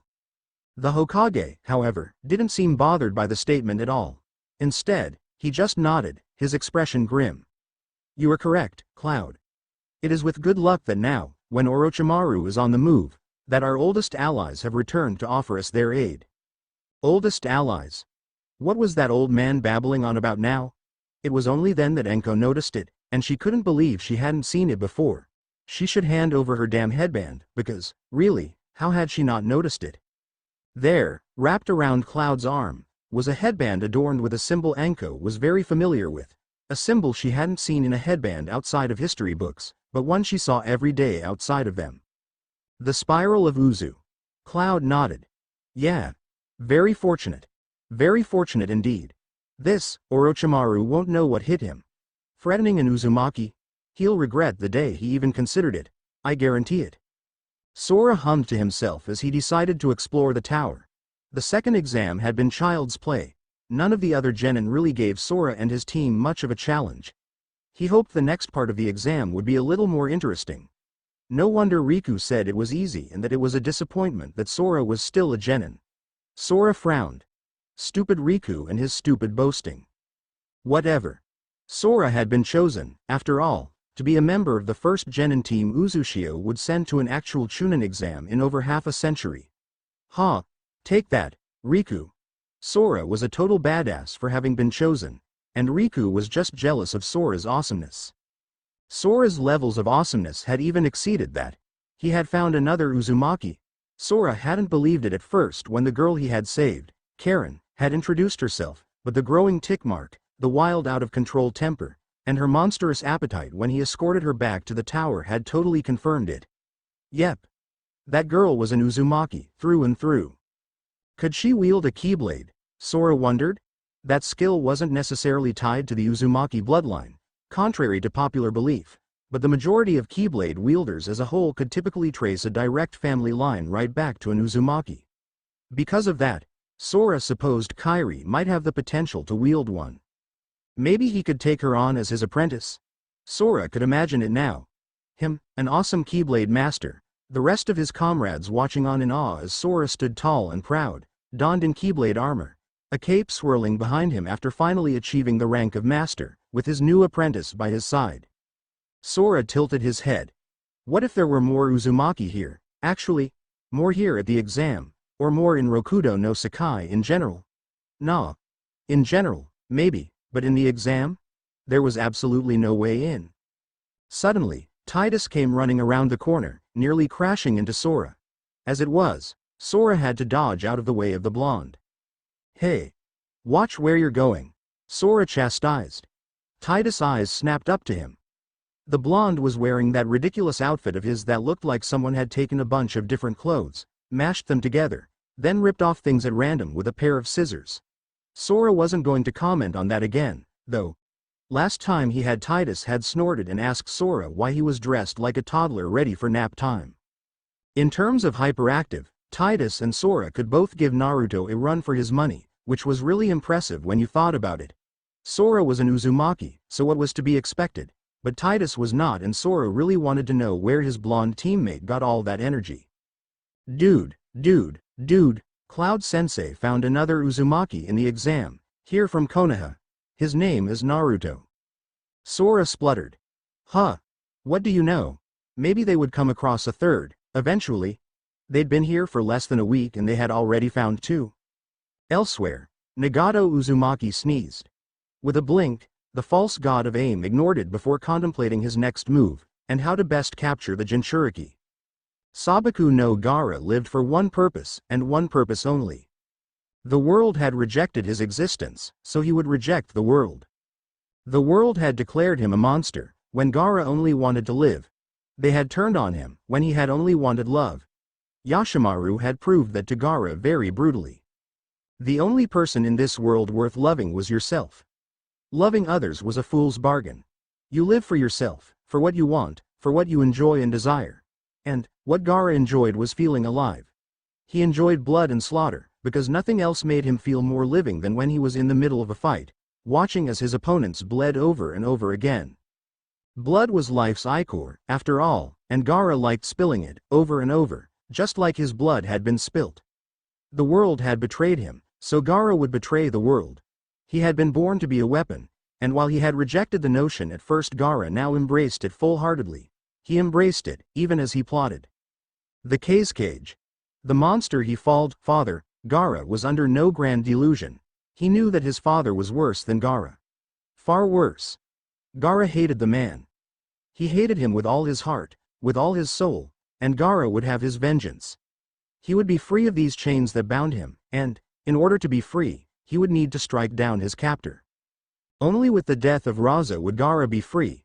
As it was now, however, Gaara was nowhere near strong enough to manage such a feat. He wasn't stupid. Raza was no weakling like the many beings Gaara had ripped through. Raza was a cage for a reason. A man who had the power to stop Mother in her rampages. A man who... What on earth? Gaara froze. Mother, what is it? Gaara spoke out loud. Shukaku, however, didn't answer. Instead, much to Gaara's shock, he felt the Biju begin to retreat into a far-off corner of his mind, which was pretty unusual, all things considered. Gaara had been wandering the tower. There was nothing better to do, especially since he couldn't go out on a wild killing spree, much to his annoyance. He had to hold back, lest he compromise his presence here and, therefore, whatever it was Raza was plotting, because Raza was always plotting something, wasn't he? Gaara's attention was drawn on a pair of boys making their way across the corridor, a blonde and a brunette. The blonde, Gaara could wave off as inconsequential. He didn't look like much. The brunette, however. An instinctive part of Gaara reeled back. Something deep and old, in the back of his head, in the blood in his veins, in the chakra that flowed through his flesh, told him he should be afraid. It told him he should fear. It told him he should turn and run. It told him. Gaara began to snarl as killing intent leaped from him. The blonde froze in his tracks, shooting Gaara a terrified look. HN. Pathetic. The brunette, on the other hand. You are just adorable. Are you an Uzumaki too? Gaara was accustomed his sand rising to his defense without his will being added to it. It was something Mother did, a final defense against anything that threatened him. Mother's will, protecting him. What Gaara did not know, was that the will was sentient. It really was his mother's dying will, and not Shukaku's as Gaara had been led to believe. Karora, however, had no intention of protecting Gaara from this as she saw no threat in it. So it was that a startled Gaara was lifted into the air by a far too cheerful-looking Sora while Titus' fear vanished in the face of annoyance and he face-palmed. Seriously. What was it with Sora and dangerous creatures? He'd tried to keep an unversed once as a pet back when unversed had been a thing, now that Titus thought about it. Now, Sora decided to top that little incident by taking one look at someone leaking so much killing intent that it had caused Titus to have flashbacks to his homeworld, and Sora thought he was cute.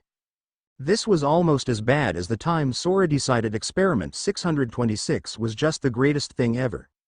Titus shuddered, even though he could admit that the tiny blue alien was kinda cute when not going on random rampages.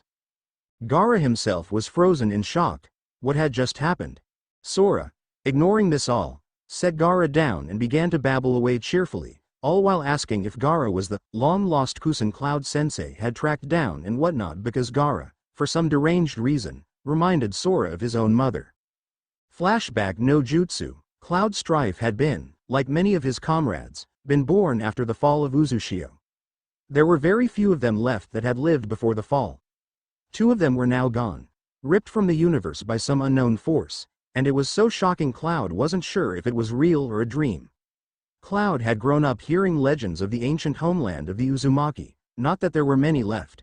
No, very few of the old clan remained, scattered across the worlds.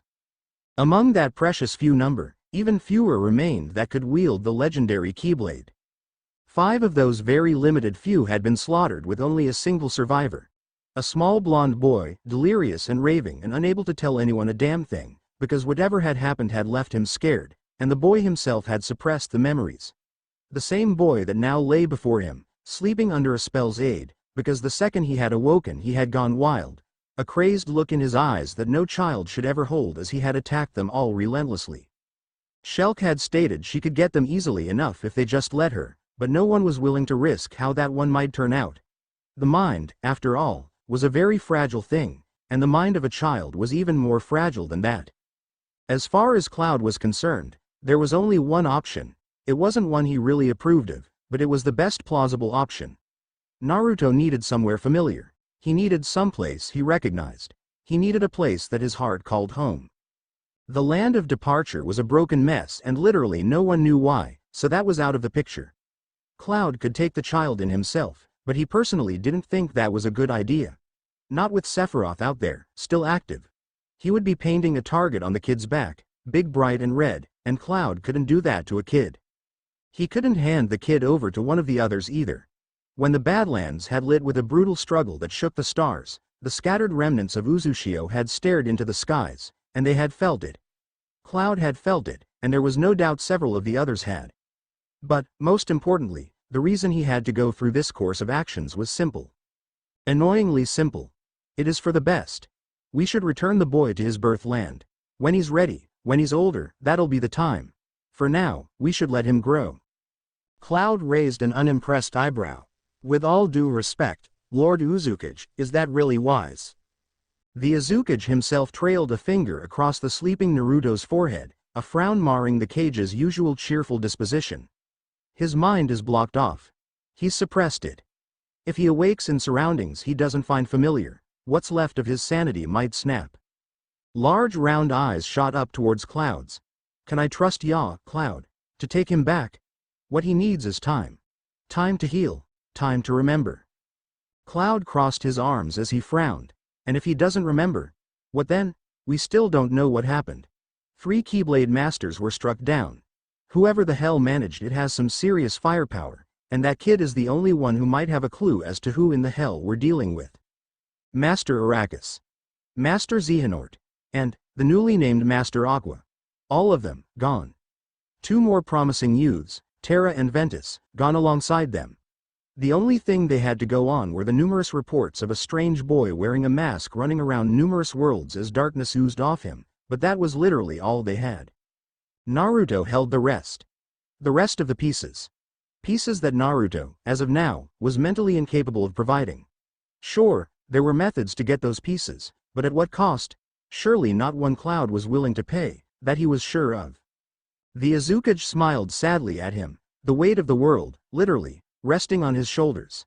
The cage glanced one last time at Naruto as the kid slept on, not a care in the world. If that is the case, then that is the future we must accept. Naruto was ready for whatever the Hokage decided to throw at them. He'd pass this exam with flying colors, because he was Naruto Uzumaki.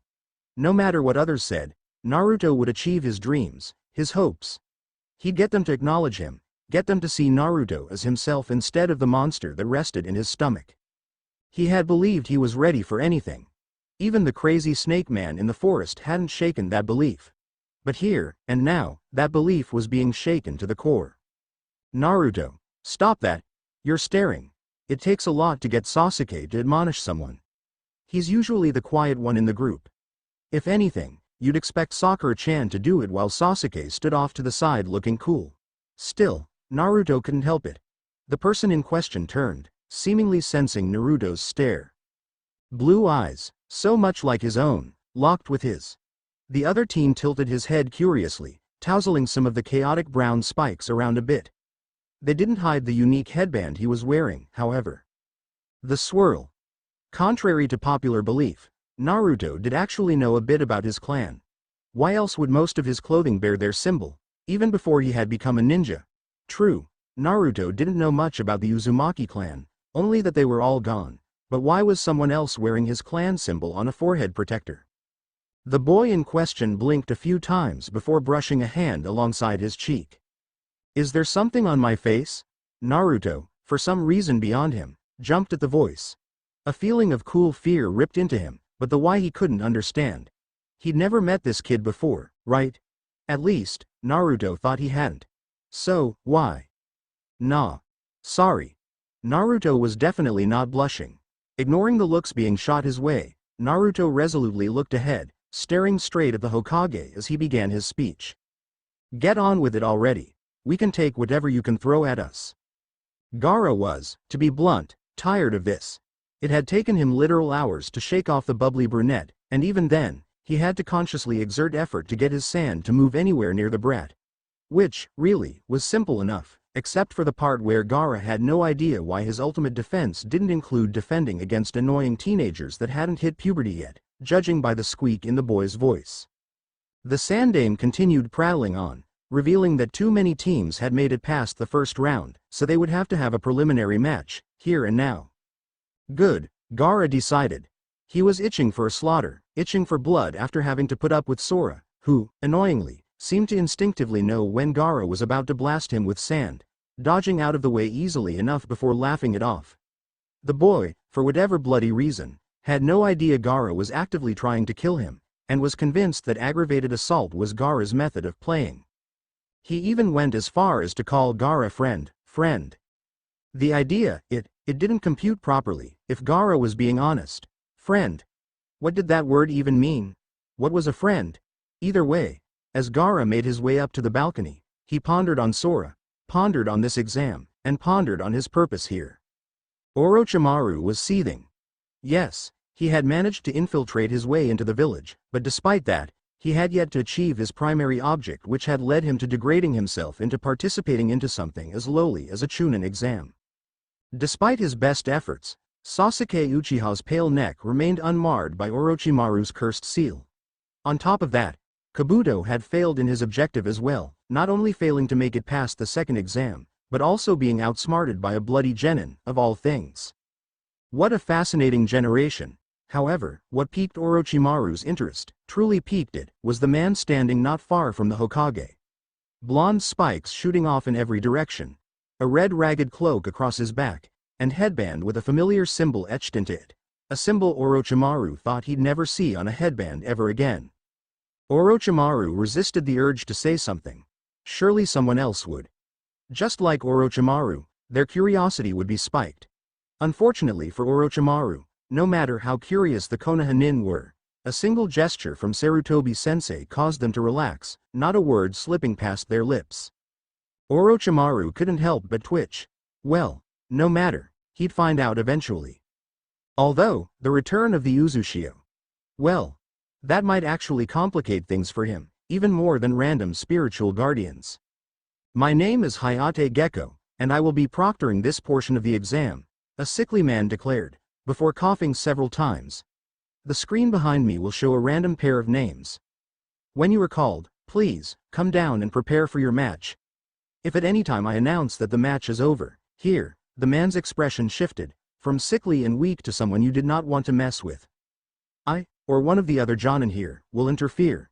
You've been warned. The image was then ruined by another coughing fit. Then, the names began to flash along the screen. Within seconds, the roulette ended, with two names splayed out for all to see. Tenten and Rinoa heartily, Hayate announced. Yash, my most glorious teammate, will be going first. The best of luck to you, Tenten. Lee shouted enthusiastically. Tenten responded with a small smile before leaping across the railing, landing easily enough on the surface of the arena. Yeah, Rinoa, you've got this. Show that girl what an Uzu shinobi can do. Sora was apparently working on the same wavelength as Lee as he leapt a few times, pumping his fist into the air. Rinoa turned to him, lifting her arm. You know it, the two high-fived before Rinoa turned, following Tenten's lead and lading in the middle of the arena, her Ninken, a massive brown furred dog, following faithfully behind. Neither, it seemed, were aware of how half the senior shinobi in the room seemed stunned into silence at Sora's words. Titus resisted the urge to face palm. The two kunoichi stood in the arena, eyes locked onto one another as they sized each other up. Without a word, Tenten summoned a katana, the telltale poof of smoke surrounding her before she held it, gripped in her hands tightly as the pointed the blade straight at the other girl. "I'm sorry. For my team, I have to pass. No hard feelings," Tenten said. Renoa's expression hardened. Without a word, without the telltale poof of smoke like with Tenten, a weapon also appeared onto her wrist. Tenten blinked.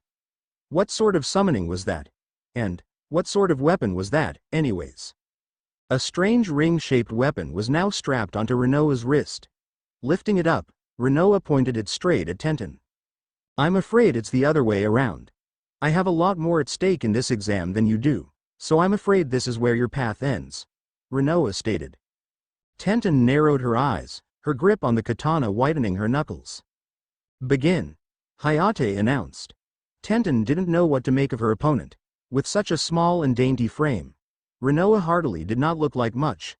She looked like she could do with gaining a couple pounds, getting a little more muscle mass. Not the appearance one would expect of a kunoichi. They were trained warriors, yet this girl looked nothing like a fighter. If anything, she looked like a strong breeze would knock her over. Tenten also didn't know what to make of that weapon either, or the ninken that was, for now, staying out of interfering with the fight directly. As soon as the words left Hayate's mouth, Tenten moved, katana shining in the light of the room. She was going to end this quickly. In an exam like this, that was the best tactic. Who knows what an opponent has hidden up their sleeve, after all? Except, she missed. With a speed that reminded Tenten of Lee, the other girl was gone. Tenten spun as Renoa's legs landed on one of the many walls. Crouched there, Renoa pointed her weapon at Tenten, and suddenly a metallic ring jutted out, spinning towards Tenten at a deadly velocity. With a swing of her katana, Tenten deflected the blow, the metal seemingly vanishing away into nothing. "What?" Renoa blasted off of the wall, shooting off towards the ceiling. She spun in midair, firing another projectile. With a glare, Tenten deflected that as well as she leapt up, charging after the other kunoichi. Renoa, however, was quicker than she looked, doiting about and latching onto the ceiling and the walls with her chakra, blasting away with that annoying weapon of hers time and time again. "Stand still. Damn it, so you can slash me? No thank you." The audience sweat dropped at the exchange. With an annoyed huff, Tenten leapt back. Pulling twin scrolls from her pouch, Tenten lifted them up. "Let's see you dodge this one. Twin rising dragons," Tenten shouted, tossing both scrolls into the air as she launched herself into the air. Several feet away from her, Renoa landed, her feet sliding along the ground as she lifted her weapon up, ready to counter. Tenten ascended as the scrolls spun around her. A multitude of endless weapons appeared of all shapes and sizes. Renoa's eyes widened as Tenten began to fling them with expert accuracy, each and every one going straight for the other kunoichi. Renoa dodged out of the way. One, another, a third. She became a blur around the battlefield as Tenten fired, over and over again, with an accuracy that could only be attained through endless hours of practice. Renoa was fast, and, normally, she'd have no trouble dodging projectiles like this. Except, there were too damn many of them. Renoa screamed as the metal began to pierce her flesh. Renoa. Faintly, she could hear her name shouted in the background. Probably Sora. Not that Renoa could think much about that. There was a kunai lodged into her thigh. Despite that, she moved. She had to keep moving, or she'd be done for. Too many. Too damn many. "Protect!" Renoa cried, a tralescent barrier appearing around her. She should have cast it earlier, she knew, but she hadn't expected to need it. Stupid of her, to underestimate her opponent like that. Very, very stupid. Another blade grazed her. However, instead of piercing flesh, it was rebounded by the power of Renoa's shield. That wouldn't last forever, however. Not against so many blows, not against so many blades. This technique. This technique was designed to kill. Or, perhaps not. The Leaf Nin wasn't aiming for anything vital. She was aiming to debilitate. Foolish. Very foolish. But, Renoa could admire that, if only slightly. Still, she had to end this. If she didn't, there was no way she could keep dodging forever. Renoa twisted in the air, lifted her blaster edge, and fired straight into the heart of the tornado of incoming metal. Straight for Tenten. Renoa's aim was just as good as the other girls, and Tenten had abandoned all defense. This was a purely offensive technique, which meant The blow struck Tenten, one of the girl's teammates, no doubt. Tenten gave a sharp gasp as the flying metal disc pierced into her flesh. With a twist, the leaf kunoichi managed to land upright.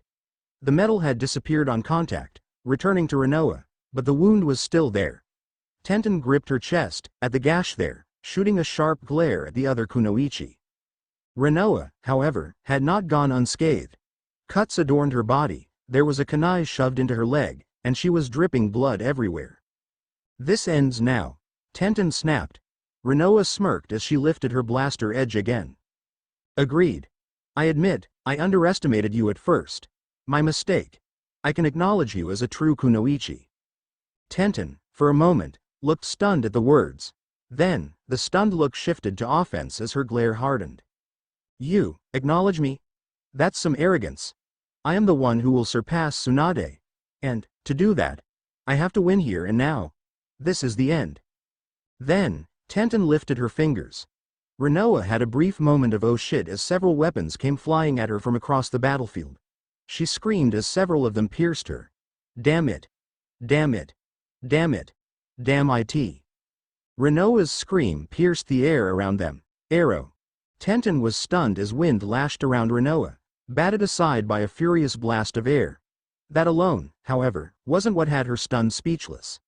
A pair of white glowing angel wings had appeared behind Rinoa's back, glowing with luminescent light. What the hell? Why does she have wings? Some type of keke genke. The other kunoichi shot Tenten a brutal glare, except, no, that wasn't the right wording. It wasn't the right wording, because, from the way Rinoa was now staring at her, Tenten was sure the other girl wasn't even seeing her anymore, not really, not truly. Rinoa roared. Wordlessly, she lifted her arm as raw energy began to coalesce. Tenten, for the first time since entering the forest, felt herself fall. The cool stone floor met her as she gazed at the other girl. Eyes pitch black, wings beating behind her, Rinoa looked like a fallen angel. A fallen angel that was going to finish her off, here and now. Rinoa. The girl, impossibly, froze. Tentatively, Tenten turned away, eyes glancing up at the source, the fallen angel mimicking her. The girl's Jonin-sensei, a blonde with the craziest hair that Tenten had ever seen, had his arms crossed as he frowned down upon them. Remember what I taught you, Rinoa. Control. You need to keep control, or I pull you out of this exam, right here and right now, orders be damned. The girl frowned, seemingly lost. Then, before Tenten's very eyes, the wings retracted and her eyes returned to normal. The girl gave out a sharp gasp as she fell to her knees, gripping her own arm in some sort of desperate effort to keep herself grounded in reality. Tenten slowly stood. Rinoa glanced up, not moving a muscle, not moving an inch. Her ninkin, having previously stayed out of the fight, leapt in. The dog landed before her master, growling at Tenten with a baring of fangs that reminded Tenten of the Inuzuka. At this point, her only real opponent would be the dog, Tenten realized. Whatever had just happened, it had drained the girl to suppress it. Whatever had just happened, Tenten also realized, would have likely killed her if the girl's Jonin-sensei hadn't spoken up and interfered. Tenten grit her teeth. In this kind of situation, there was only one choice, one option, left to her. It wasn't one she had wanted, but, unfortunately, it was one that she would have to take, no matter how much she disliked it. Because, Tenten understood full well, that this, here and now, was her loss. Proctor, she announced, letting her weapon fall to the ground with a clang. I forfeit. A stunned silence followed Tenten's words. Tenten herself didn't quite look like she believed the words had actually slipped out of her mouth. Wide-eyed, seemingly shocked by her own actions, Tenten shot Rinoa one last weary look before making her way back to her teammates. Rinoa, on the other hand, laid on her knees, unmoving. Her eyes stared ahead blankly, lost and seemingly not seeing anything at all. She didn't want to look up. She didn't want to look up and see the familiar looks of fear.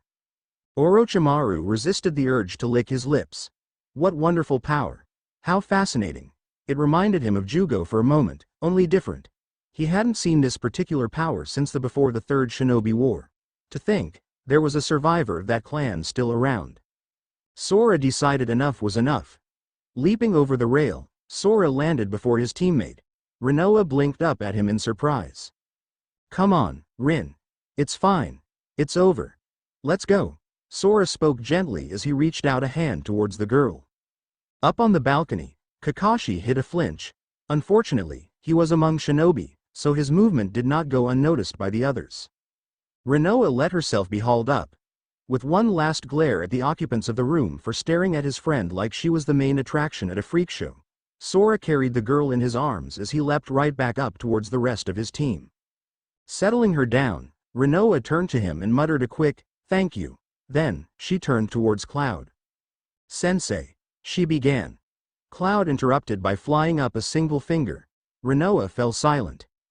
"Rinoa, I understand that your Kekkei Genkai is dangerous.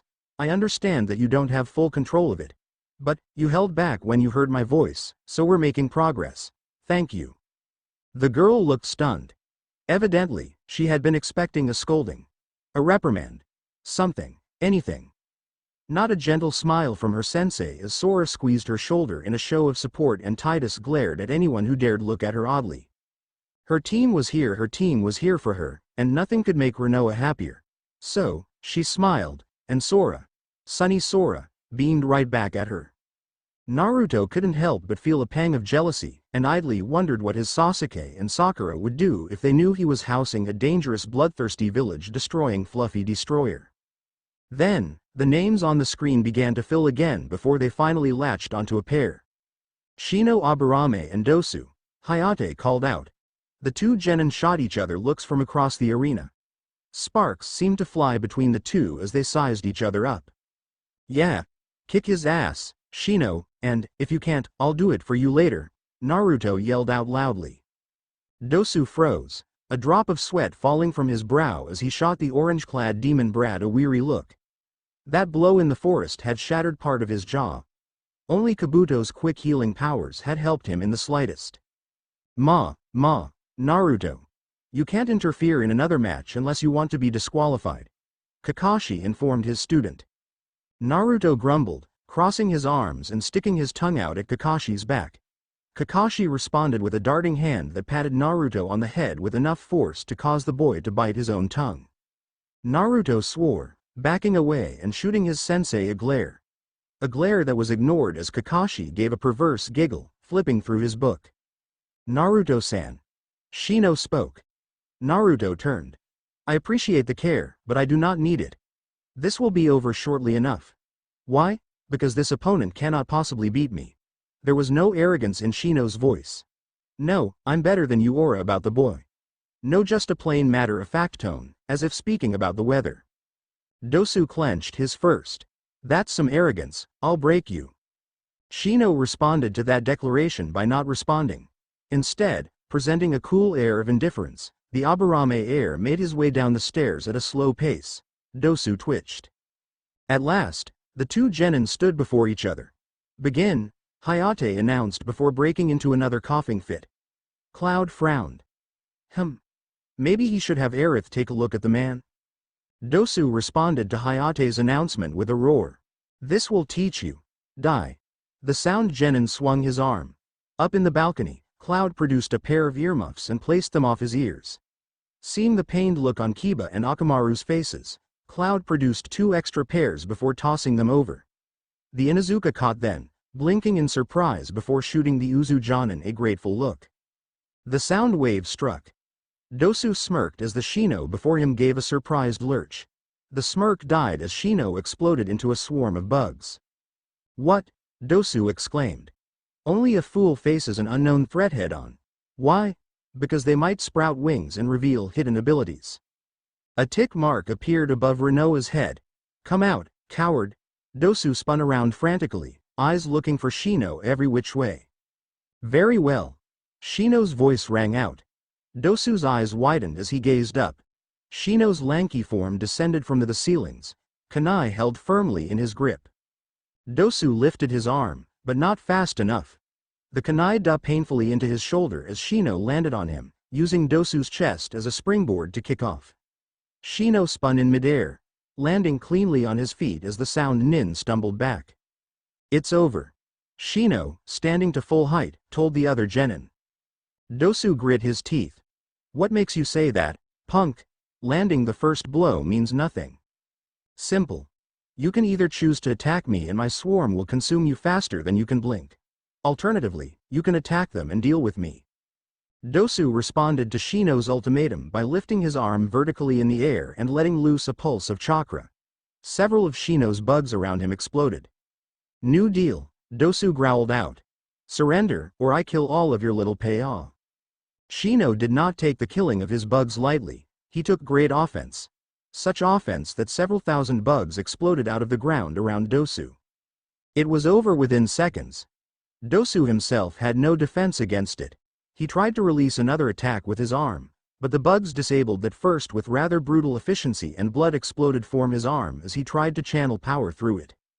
Tools are only as effective as the user. That arm is only effective if you can channel chakra properly. Otherwise, it's a viable death trap. An impressive trick, but mere child's play in the world of true shinobi to overcome. Fall. Dosu collapsed, falling to his knees as darkness began to swarm his vision. With the last bit of his energy, Dosu looked up. Orochimaru merely sneered. Shino turned and departed without a word, even as Iryo Nin came into the arena, lifting the comatose Dosu and carrying him away. Remind me to never piss off Shino, Naruto muttered to Sasuke. Sasuke rolled his eyes. As if those bugs would work on you. They'd probably explode from overexposure to ramen-flavored chakra. Naruto was rather proud of himself for resisting the urge to smash the Uchiha's face into the ground. Again. Sasuke was only saved by Hayate's next announcement. Sasuke Uchiha and Kankuro. The following match was not impressive, actually. Kankuro apparently fought with a puppet and his whole master plan was to take out Sasuke with a surprise attack. A surprise attack that failed rather poorly against the Sharingan. Without missing a beat, Sasuke turned and blasted a fireball straight at the true Kankuro, blasting him into the wall and leaving him unconscious. Sasuke-kun. So cool, Sakura squealed as Sasuke made his way back up. Naruto grumbled. Stupid Sasuke and his habit of running around looking cool. Naruto would show him when his round came. He would kick ass and show all these people what the real future Hokage of Konoha was made out of. Me next, me next. I volunteer as tribute. Let me fight one of the most glorious swirly band shinobi, so I can avenge my most youthful teammate. Lee yelled out, jumping up and down and staring straight at Hayate, a gleam in his eyes. Titus began to run in place. Why? Eager to get your ass handed to you? The only one who will be doing the handing off the ass will be me. Lee glared. Several people blinked before eyeing Lee oddly. The green-clad boy didn't seem to notice, instead focusing once more on Hayate. Hayate frowned at him. The matches are randomized, Hayate coughed. Wait your turn. Then, the names rotated once more. Sakura Haruno and Neji Hyuga. Eyes looking across the field. Sakura looked straight into the pale milky white eyes of the Hyuga prodigy. He eyed her with no lack of disgust. Sakura couldn't help but gulp. This wasn't a match she could possibly win. Not like she was now. Sakura knew, without a doubt, that she was the weakest of her teammates. She could see that now. Against a Hyuga. She was going to get massacred. Yeah, go Sakura. We believe in you, right Sasuke? Naruto cheered. Sasuke responded with HN and a single nod. Hope blossomed in Sakura. With a single determined nod, she made her way down. Neji himself just sneered, appearing in a flash too quick for Sakura's eyes to track. One moment, he had been with his team. The next, he stood before her on the arena. Begin, Hayate said. Neji's sneer became more pronounced as Sakura quickly retreated, kunai held in her hands as she eyes the Hyuga wearily. HMPH, I don't know what you, of all people, are doing here. You are a disgrace to the ninja way. Neji told Sakura plainly. A tick mark grew above Sakura's head. Excuse me? She demanded, anger overriding her previous fear. Simple. I had thought Hinata-sama was the worst excuse for a shinobi here, but I was wrong. She has a kind, gentle nature, not at all fit for the life of a ninja. But you and that Yamanaka girl, the pair of you, Neji's face scrunched up with disgust. The two of you make a game out of being ninja. The pair of you only did so because you wanted to get closer to a boy, of all things. The ninja world isn't fun and games and colors and rainbows. The two of you disgust me. Neji declared. Then, the veins around his eyes pulsed as he wordlessly activated his Byakugan. So, why don't you just quit? The both of know the real reason you became a ninja. The both of us know. Shut up. You don't know anything about me. How dare you? Shanaru. Neji's surprise nearly cost him as Sakura's fist came not hurling at him, but at the ground in front of him. Still, he wasn't a prodigy for nothing. The earth exploded around them from the force of Sakura's blow. Neji himself leapt high in the air as Sakura fired several ninja stars. Neji deflected them all with ease, landing several feet away. Eyeing the destruction, he raised a single eyebrow before shooting the panting pink-haired Kunoichi an indescribable look. I must admit, I didn't expect you to have such power, but, obviously, it's a technique you haven't mastered properly. Just one swing drains your chakra dangerously. It's just as I said. You have no idea what it means to be a true shinobi. Quit, while you see. Enough of your psychological bullshit. You leave Sakura-chan alone. The only pathetic one here is you. You can't win by force, so you try and break her mind. Just shut up already. Neji twisted and glared. You stay out of this, you orange-wearing buffoon. What even is that? What kind of ninja wears orange? The kind that will be Hokage. Bite me, white eyes. Neji was about to respond when he was besieged by an army of Sakuras, or, rather, an army of fakes. Neji arched a single eyebrow. Obviously, this year's Kunoichi of the year had no idea of the powers of the Byakuga. Neji's hands darted out, ripping through the ninja wire that had begun to surround him. Without missing a beat, he spun around and aimed a palm straight for the girl. Sakura swerved out of the way, gripping onto Neji's arm and using it to lift herself up. A sandaled foot smashed into Neji's head, sending him sprawling as Sakura spun in midair, landing lightly on her feet and drawing another kunai. Neji growled. I misjudged you. No matter. Fate decreed that your path would end here when it chose me as your opponent. It's for the best. You were never meant to be a true kunoichi, after all. Sakura gripped her kunai. Bring it. Neji's eyes gleamed maliciously. Before Sakura knew what was happening, Neji was on her. Several blows struck her all over, making her limbs numb before a knee smashed into her chest, causing her to fall to her knees. Then, Neji gripped Sakura's hair and pulled as he placed 2 fingers below her throat. Pathetic. Surrender, here and now, little girl. Go on, admit it. Admit it, that you aren't meant to be a ninja. Admit that you. Sakura spat a blob of blood right into Neji's eyes. The Hyuga hissed, releasing Sakura as he wiped at his now red-tinged eyes. Sakura's kunai gleamed as she made for a stab. However, the blows Neji had landed earlier had made her sluggish, made her slow. Neji gripped her arm and flipped her behind him, smashing Sakura's body painfully against the ground. Hey, he can't do that, she's already beat. That isn't a match anymore, stop it. You disgusting little worm. I will break you, Neji roared. Sakura didn't respond. The last blow had knocked her dizzy. Dazed, she blinked up at Neji, seemingly not seeing him.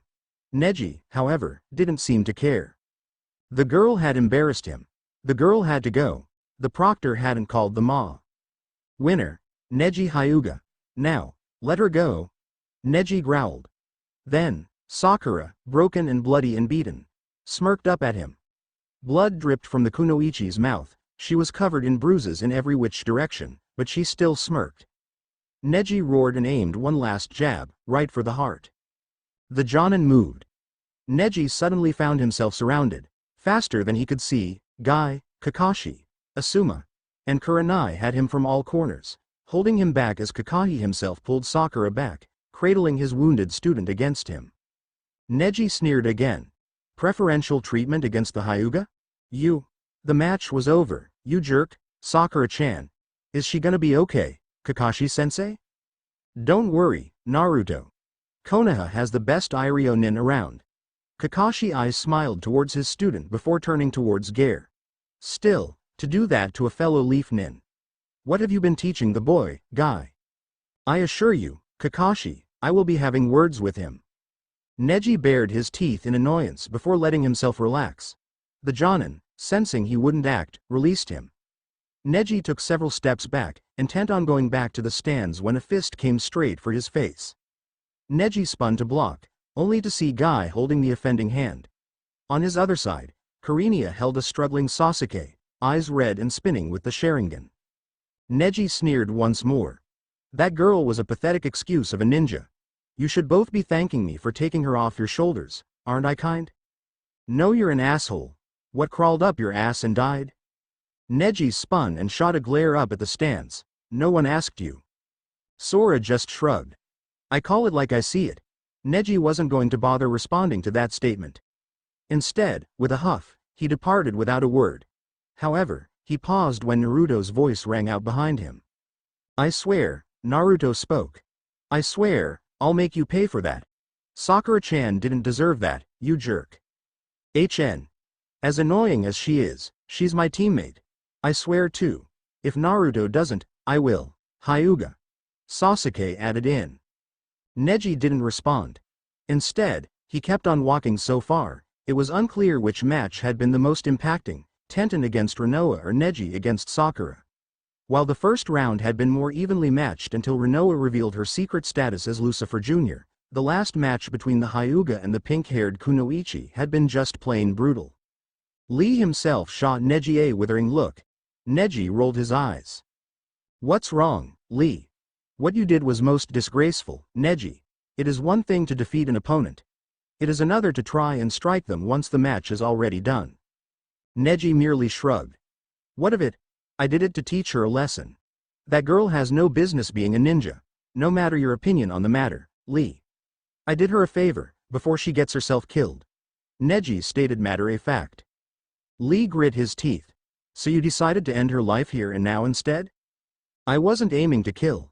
I only wanted to maim and injure, but never kill, Neji answered. Elsewhere, Dabi sneezed.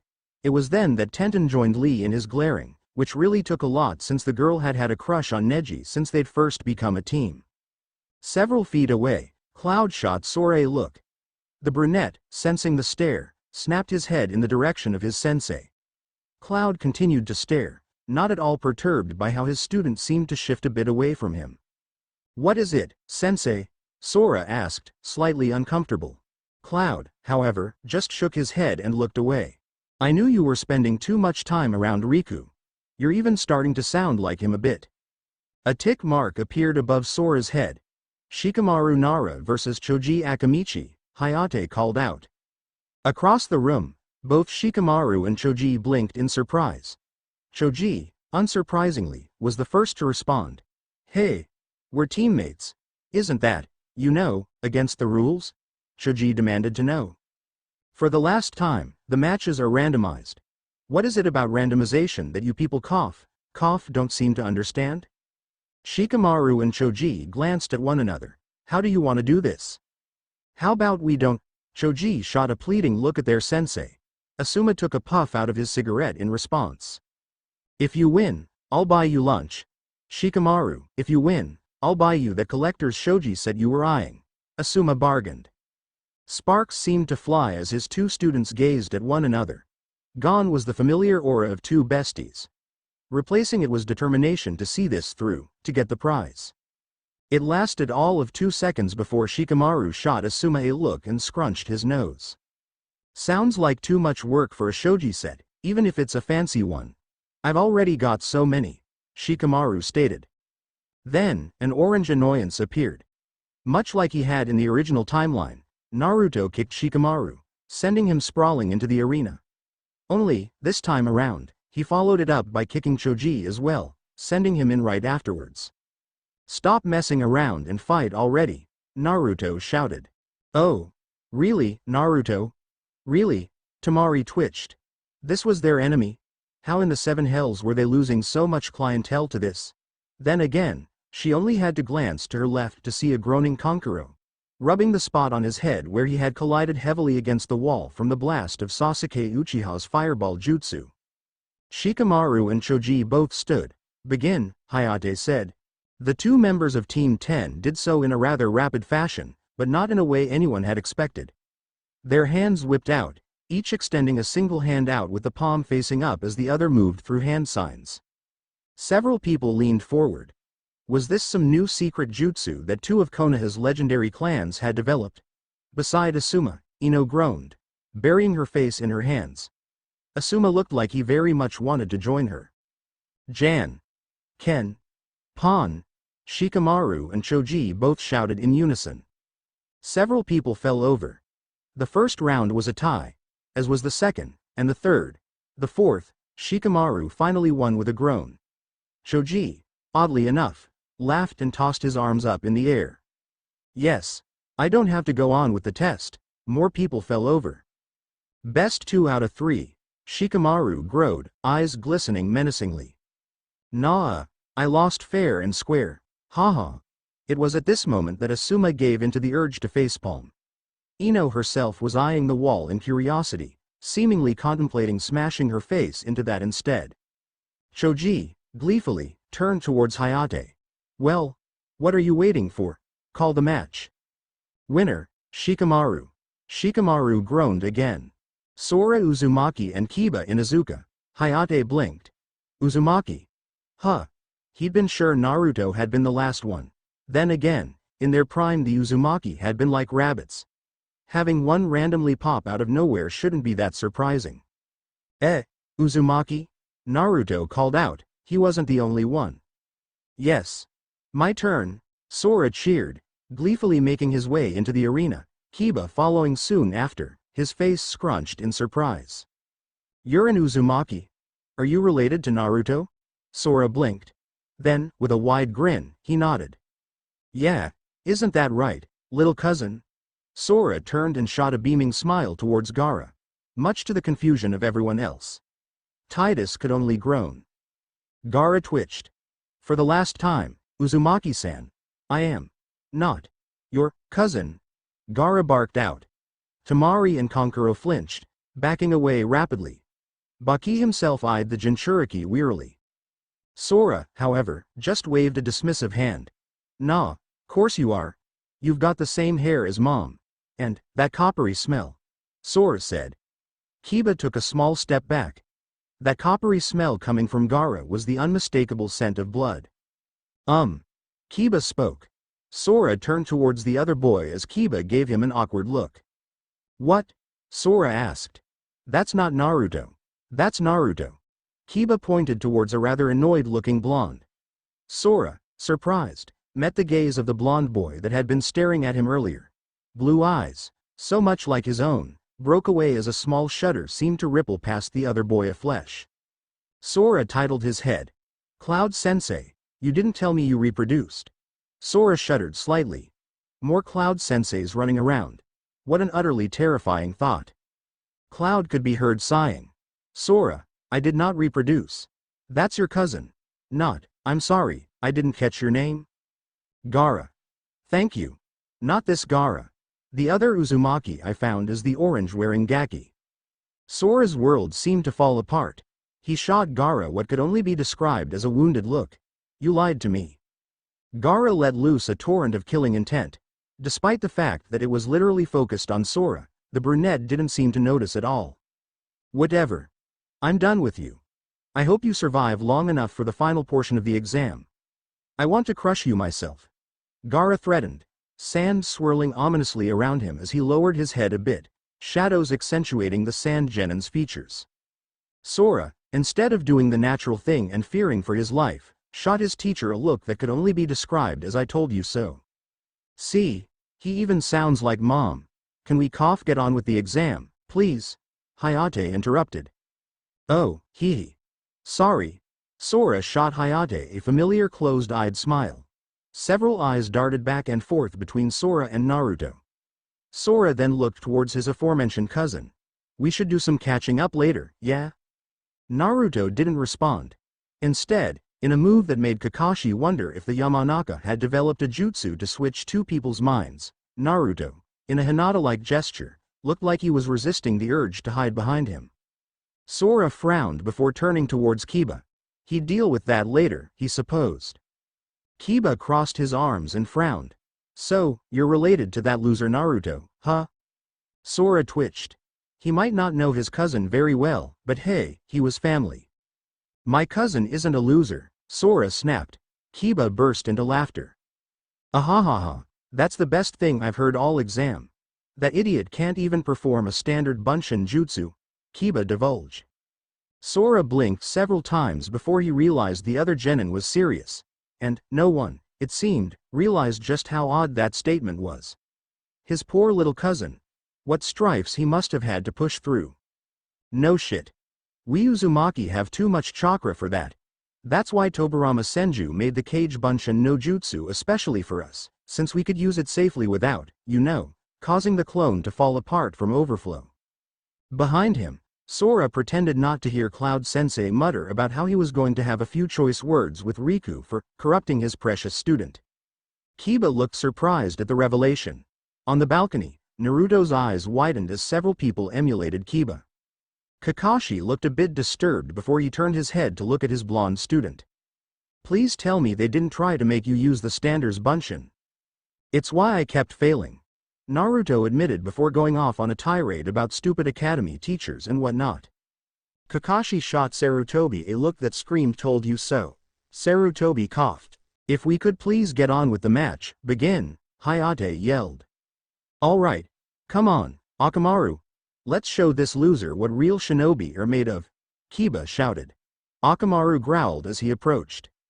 Sora eyed the both of them, eyes shooting back and forth. Ninken, huh? Well, if you're gonna have a partner in this, so am I. With those words, Sora bit into his thumb and rapidly went through hand seals before slamming his palm into the ground. Kachiyose no Jutsu. Seal marks ran along the ground before there was an explosion of smoke. Wearily, Kiba backed a few steps, Akamaru doing the same. Sora's teammate had literally sprouted wings. Sora himself might have a similar technique up his sleeve, so Kiba had to be. The smoke cleared and Kiba tossed his head back as laughter ripped past his throat. What the hell is that thing supposed to be, huh? Before Sora stood a strange little orange creature. 2 large ears extended from either side of the animal's head. It had a tail, and, on the tip of said tail there was a purple balloon of all things. Where the forehead would normally be, there were 2 pink orbs and strange little multicolored pillar things. Experiment 009, nicknamed Pop. Sora shouted as he lifted the small creature. Pop seemed to like this, and he downright cooed when Sora began to scratch him behind the ears. Kiba laughed again. You expect to beat me with that? Sora shrugged. Pop isn't really a combat summon, but I thought he'd be useful against you. Cloud Sensei says I'm not allowed to anying out of the Zero series until the final portion of the exam. Sora shot his sensei an annoyed look. Cloud didn't respond. Instead, he had a brief internal flashback to a growling little ball of blue blasting him with a pair of plasma guns. Ahahaha. That's gold. You're just as pathetic as your cousin. Hey, twin voices shouted out. We lucked out, Akamaru. Sora grit his teeth. That's what you think. You're standing before Sora Uzumaki, future Azukage. Believe it, Sora shouted. The entire room came to a grinding halt. They're exactly alike, everyone thought. Sasuke's eyes darted back and forth between Naruto and Sora. Then, the Uchiha nodded, crossing his arms. Yup. Loud, boisterous, annoying, full of himself. He's definitely related to you. Naruto responded to that statement with a swing which Sasuke easily dodged. Ahahaha. You might as well quit now. If anything, I have a better chance at being Azukage, whatever the hell that is, and I'm not even from your village. Fire lit in Sora's eyes. Then, he turned to stare at the small experiment in his arms. Do it. Kiba, so caught up in his own amusement, didn't notice it until it was too late. Even Akamaru's barking didn't alert him. What did alert him, however, was the massive shadow that now enshrouded him. Blinking, Kiba looked up. Only to see the small purple balloon on the tail of the strange creature Sora had summoned seemingly consuming the room. What the hell? Fire in the hole. The balloon exploding with a resounding pop that bounced off the walls. Kiba screamed, clutching at his sensitive ears as he realized the technique was literally designed to disorient people like him with enhanced hearing. On top of that, he was blasted into a wall by the force of the explosion as the little demon creature jumped up and down in excitement. Awesome, thanks, Pop. No problem. Sora high-fived the little orange-furred demon as said demon vanished in a puff of smoke. Sora then turned towards Kiba, his gaze hardening. So, you've had enough, dog boy, or do you want me to embarrass you more? Kiba responded by tossing Akamaru a soldier pill while he himself chugged one. Akamaru. We underestimated him. Go all out. Jujin Bunshin. Sora's eyes widened as Akamaru seemed to grow, his fur turning a shade of red that reminded him of very rare meat. Then, Akamaru transformed completely, shifting from dog to a perfect copy of Kiba. Huh? Gatsuga. Sora was forced to dodge as Kiba and his clone transformed into thrilling tornadoes of destruction, hurling at him rapidly from all directions. Sora leapt out of the way of one only to come in contact with another. The blast knocked him off his feet, flinging him into the air before both Ninja and Ninken appeared before him. Two sharp blows sent Sora smashing into the ground. Sora grit his teeth. He wasn't supposed to use it this early on, but he didn't have a choice. Cloud-sensei would just have to punish him later. With a roar, Sora stood, a glow illuminating his hand as his weapon appeared in a flash in his hands. With a swing of the Kingdom Key, Sora smashed the blade right into Kiba, or maybe Akamaru's, chest. The other bended around the blade, a gasp and a bit of blood escaping their lips as Sora sent them flying. Without missing a beat, Sora spun the Keyblade around him. Fire. A circular shield of flames appeared around him. Brief, quick, fading. It was enough. The other tornado smashed into Sora's barrier, yelping loudly and backing away with smoking fur. The Ninken, then. Which meant the first one had really been Kiba. Kiba and said Ninken landed several feet away from Sora, both of them eyeing the weapon in Sora's hand in surprise. What in the world is that? Kiba eyed the strange-looking sword wearily. Sora grinned as he rested the Keyblade on his shoulder. This, my dear friend, is a Keyblade. All eyes turned towards Naruto. Naruto, who was now looking at Sora with unmasked horror. Naruto, who was now backing away slightly. Naruto, who was looking at Sora as if was one of the traitors who helped level Uzushio. Kiba, run. Give up. Don't fight him, Naruto called out. Kiba hissed before spinning around to glare right up at Naruto. Now, you listen here, you little she. The words froze on Kiba's tongue. They froze, because the moment Naruto met his gaze, Kiba could see it. Never once, in all the time that he had known Naruto, had he known the other boy to be afraid. Naruto didn't know the meaning of the word. He was liable to get himself killed, really, by how much he seemed to edge away from the idea of fear. Except now. For the first time, Naruto was afraid. No more than afraid, Kiba realized. Naruto was terrified. Terrified for him. Fearless, brave, doesn't know when to give up, Naruto. A tremble ran down Kiba's skin as he turned towards Sora, his own eyes now lit with the same fear coming off Naruto in waves. Sora himself was frowning up at Naruto in unmasked shock, and maybe a bit of hurt. What's wrong? It's just a Keyblade. It's a weapon made for protecting people. Protecting the light. Sora stated, pulling the blade forth as he took a stance, ready to continue with their fight. Naruto watched. Naruto watched, and, for a moment, he remembered, a face, so much like Sora's.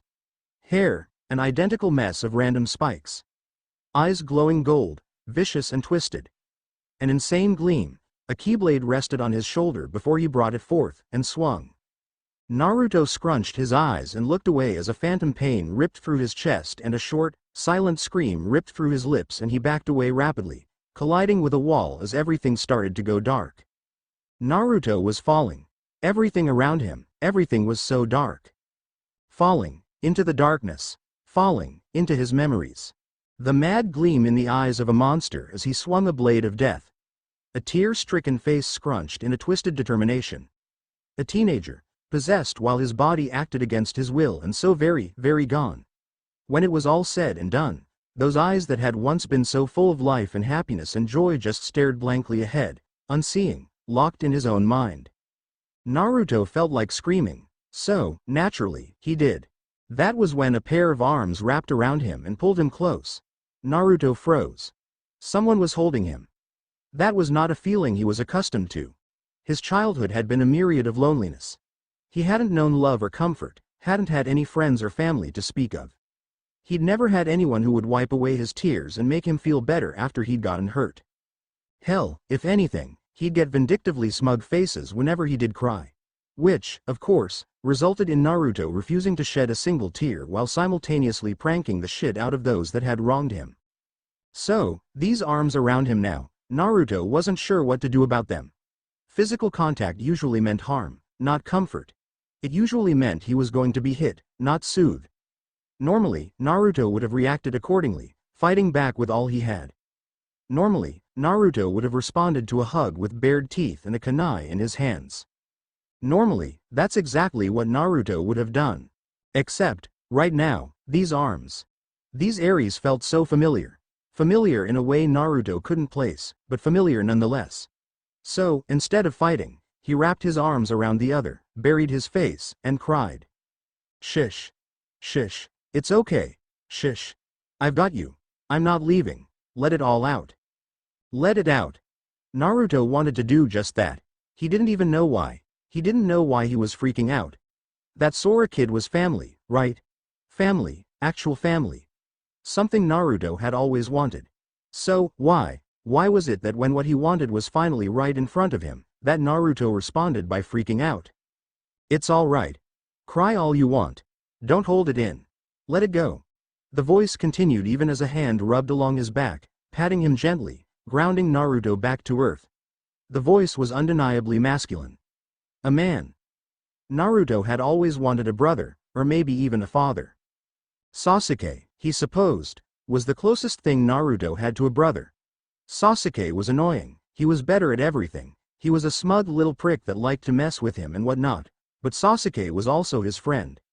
Sasuke was also the boy that had tossed himself in front of an attack he was sure would kill him without a second hesitation, because Sasuke was his rival and friend mixed all in one. Iruka-sensei was the closest thing Naruto had to a dad. Someone who encouraged him and scolded him and helped him better himself. Someone who was there for him, who he trusted, who taught him. Not ninja stuff, which Naruto thought was pretty cool, but just plain life lessons, like why it's not okay to take that apple just because it looks yummy. This man, though, Naruto feels something, in his heart. He isn't sure what it is, but it's different from the feeling he gets when he's near Sasuke and Iruka. Just what, Naruto doesn't know. Naruto pushes away before stepping back several steps. The water beneath their feet, which Naruto seriously hadn't noticed before, sways around them. Before him, stands the stranger. Blue eyes, so much like Naruto's own. Brown hair, tanned skin, a muscular frame, a form-fitting shirt, brown hakama. Contrary to popular belief, Naruto was not slow. Sure, if something bored him he'd quickly lose interest and forget all about it, which resulted in less than stellar grades at the academy, but Naruto was not slow by any definition of the word. You're the guy who stopped Orochimaru. Naruto yelled, lifting his arm and dramatically pointing a finger towards the man. Tera Uzumaki, if what Sasuke and Sakura told him was correct. Naruto hadn't believed them. Sure, he knew they had somehow gotten away from Snake Face, but he hadn't been sure on the how. Apparently, his teammates had not been lying like he'd assumed. Whoops. Did that mean he owed them an apology for freaking out on them? The man rose. Naruto hadn't even realized Tera had been kneeling in the water. Where'd all this water come from, anyways? That's right. It's been a long time, Naruto. The guardian spoke, nodding towards Naruto in acknowledgement. Long time? What do you arg? Naruto swayed, grabbing at his head as sudden pain struck him. What the hell? Images, too fast and too quick so began to beat against his head. Too much. It was too much. A drowning mix of colors, blurred and mashing against one another. Hands clamped down around Naruto's shoulders, bringing him back. Naruto blinked several times before looking up. Tera's face was a mix of pain and worry. Worry for him, which was the weirdest feeling in the world. Since when did anyone give a damn about him, anyways? You're not ready for that. Not yet. Just a little longer, all right? Not ready. Not ready for what? What exactly was this guy hiding from him, anyways? Naruto didn't like secrets. He especially didn't like secrets against him.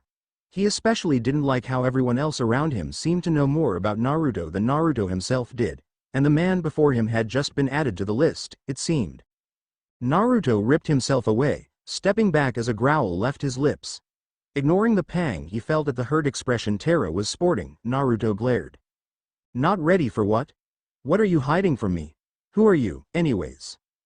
The hurt didn't exactly fade, but it did become more resistant. Terra just stared at Naruto for several seconds, not saying. The strangest smile broke across Terra's face as he tossed his head back and laughed. Naruto's annoyance was growing by the second. What's so funny, huh? Terra shook his head several times, the smile still on his lips as he looked back up at Naruto. Nothing, nothing. It's just, you've definitely got the look down, Terra said. What look? Naruto snarled, about ready to throttle him. Terra didn't answer. Instead, he sobered up, eyes seemingly going blank for a second as he remembered. What he was remembering, Naruto wasn't sure, but he was pretty sure it had nothing to do with Naruto himself. A memory of someone else, then. Someone Naruto reminded Terra of. That made Naruto even angrier. People looking at him and seeing someone else instead of him. Naruto was himself, and no one else. Never mind. You were starting to have a panic attack, so I pulled you in here. Terra casually attempted to change the subject. Naruto wasn't about to be swayed that easily, though. Who are you? Why can't I remember you? Did you mess with my head? Naruto demanded. Terra let out a sigh as his hand rose up. With a sad little smile, he began to ruffle Naruto's hair.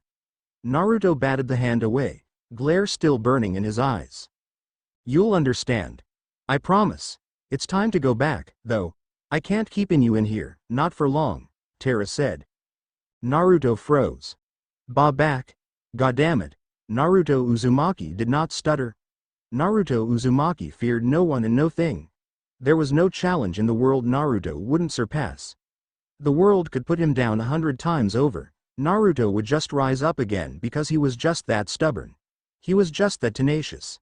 There was nothing that scared him, nothing at all. A pair of glowing golden eyes, dark hair, and a twisted keyblade flashed in Naruto's mind and he wavered. White-hot fear rippled through him, and his heart have a single painful beat against his chest. The hand was back, right on his shoulder. Naruto looked up as Terra squeezed, a look of concern in the stranger's eyes. Or, was he a stranger? Naruto wasn't sure. He didn't know this man. Didn't know him at all. He had never met him before, never even heard of him. At the same time, part of Naruto ached. A part of him, beneath it all, remembered. What he was remembering he wasn't sure. The image of a castle, tall and bright and full of happy memories, replaced the image of the masked boy. Home. The boy, Sora, you don't have to worry about him, trust me. And Naruto did. Stupidly, he did. He knew he shouldn't have. He didn't have any reason to trust Terra. For all Naruto knew, Terra was really the Kyuubi trying to trick him. For all he knew, this was just some type of twisted genjutsu and he was falling for it, hook, line, and sinker. Regardless, when Terra said to trust him, Naruto did. Naruto looked up, locking his gaze with the other once more. Who are you? Terra laughed again. Who indeed? Time to wake up, Naruto. Then, a single finger rose and tapped against his chest, against his heart. Naruto breathed and swayed as the world twisted around them. Terra gave him one last smile before his form broke apart right in front of him, blasting away like sand in the wind. The water vanished beneath his feet. There wasn't a drop left of it, and it didn't take Naruto very long to realize that he was perfectly dry. Dry, and standing right back where he started, in the tower in the heart of the Forest of Death, and wasn't that a mouthful? Naruto looked around.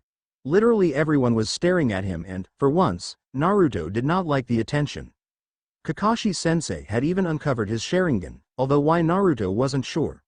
Sasuke was actually shooting him a look of concern, which was so foreign Naruto wondered for a moment if this was all happening inside his head. Well, almost everyone was looking at him. For some reason, the Auto Jonin had his eyes locked on Sora while he licked his lips. What the hell? Creepy. Naruto turned and stared right at Sora. Blue, not yellow. Hurt shining in them, instead of twisted sadism. Twisted sadism, Vanitas, Naruto mind supplied. The masked boy. Ignoring it, Naruto focused back on Sora. The hurt was starting to melt away, melt into anger. Oh! Sora was rapidly going from being distressed at Naruto's declaration to being offended by it. So, Naruto did what comes best to him. Laughing loudly, Naruto closed his eyes and smiled as he began to scratch the back of his head. Hee. Sorry about that. You reminded me of someone else for a bit there, it won't happen again. Naruto opened his eyes and grinned, only to be met with unimpressed stares and even a few eye twitches. TCH. Stupid loser, freaking out over nothing. Kiba bit out before turning back towards Sora. Sora himself was still staring right at Naruto, his expression pensive. Naruto stared right back, determined to not look away this time. This wasn't Vanitas. Yes, Sora looked a lot like that psychotic nightmare of a human being, but he wasn't him. No, Sora was Sora. Naruto didn't really know Sora, not yet, but he decided that he wanted to. Sora was an Uzumaki, just like Naruto. He had to admit, his curiosity had been spiked. This time, it was Sora to break away. To Naruto's surprise, Sora dismissed the Keyblade, letting it vanish in a flurry of light. Kiba took offense to this. What, you think you can take me without your weapon? Me and Akamaru will rip you to shreds. Sora, however, just shook his head as he lifted his arms, his fingers curled into fists, his expression serious. That's not it at all. You don't get it, do you? I won't bother explaining myself to someone as blind as you. What the hell is that supposed to mean? Kiba snapped. Sora didn't answer. Instead, with a flare of chakra, Sora bent his knees before pushing off, fists swinging towards the Inuzuka. The Keyblade. A weapon made of light. A weapon made to protect people. A weapon meant for good, for defense. A single look at a Keyblade tells you all you really need to know about them. Very rarely do you get a Keyblade with sharp edges. Mostly, you get round, smooth edges that are better for smashing than slashing. Even then, a Keyblade doesn't give off the aura of a weapon meant for harming people. Sora remembered the dive to the heart. He remembered the weapons, appearing around him. He remembered the voice, telling him to pick, telling him to choose. To Sora, it had been a no-brainer. He'd picked the shield. Yeah, the sword looked pretty cool and the staff had been tempting, but at heart, the shield was who Sora was. A protector. A guardian. That's what the Keyblade represented to Sora. It's what the blade meant and what it was meant to be used for. The look of unmasked horror on his cousin's face was telling. Naruto wasn't scared of Sora. No, Sora could tell that right off the bat. Naruto's eyes went blank when looking at him, went blank with a memory of someone who wasn't there. Someone who'd hurt him a lot. With a Keyblade. Sora dodged as Kiba swung. Flipping through hand signs, Sora's voice roared. Defense. Around him, a barrier of roaring wind formed, spinning around him fiercely. Kiba and Akamaru were blasted back by the force of it, ricocheting right off. Kiba himself managed to twist as he landed, falling into a crouch as a snarl twisted on his lips, but Akamaru was not so lucky. The poor puppy hit the ground hard, rolling once, twice, and falling silent in a whimper. Akamaru. Kiba turned towards the dog. Akamaru gave a pitiful sigh before laying his head down on the ground, eyes falling shut. Kiba's fist clenched, which isn't the smartest idea when your fingernails are longer than normal due to a beast mimicry jutsu. Blood dripped from his palm as he turned and shot Sora a withering glare. Sora, for once, wasn't jumping around like a kindergartner hopped up on 3 espressos with extra sugar. Instead, his expression remained serious. You'll pay for da. Sora decided he needed to finish this, here and now. No more playing around. Kiba gasped as a fist dug into his chest, his body bending around it from the force. The wind barrier around Sora hadn't faded either, and the bursts of wind slashed at him before flinging him back, tossing him several feet away. Kiba grunted as he managed to sit up. Eyes wide, he looked up as Sora began to approach, taking his time with each and every step. Surrender. I don't have time to play, Kiba growled. Sleep. Sora interrupted coolly. Then, with a wave of his hand and another pulse of chakra, Kiba swayed. Normally, he'd be able to fight it. Normally, he'd have more than enough energy to just shrug this kind of thing off, but not now. Not after the beating he had just taken. Kiba was so tired. And Sora's strange jutsu was compelling him to do something he already wanted to do. Kiba's face hit the ground with a thud. Silence. Winner, Sora Uzumaki. Sensei. What's wrong with the orange kid? Titus spoke. Cloud frowned as he not so subtly stared at Naruto. The kid didn't seem to notice, too lost in his own world. Or, who knows, maybe he did. Cloud couldn't really tell with that one. He wore his mask well, Cloud would give him that. Turning away, Cloud looked down towards his blonde student. Rinoa also looked up, her gaze shooting towards the Konoha Uzumaki. It means, our worst fears have been confirmed. Cloud wasn't going to bother with sugar-coating around his students. They'd stopped being kids the second they had put on their headbands.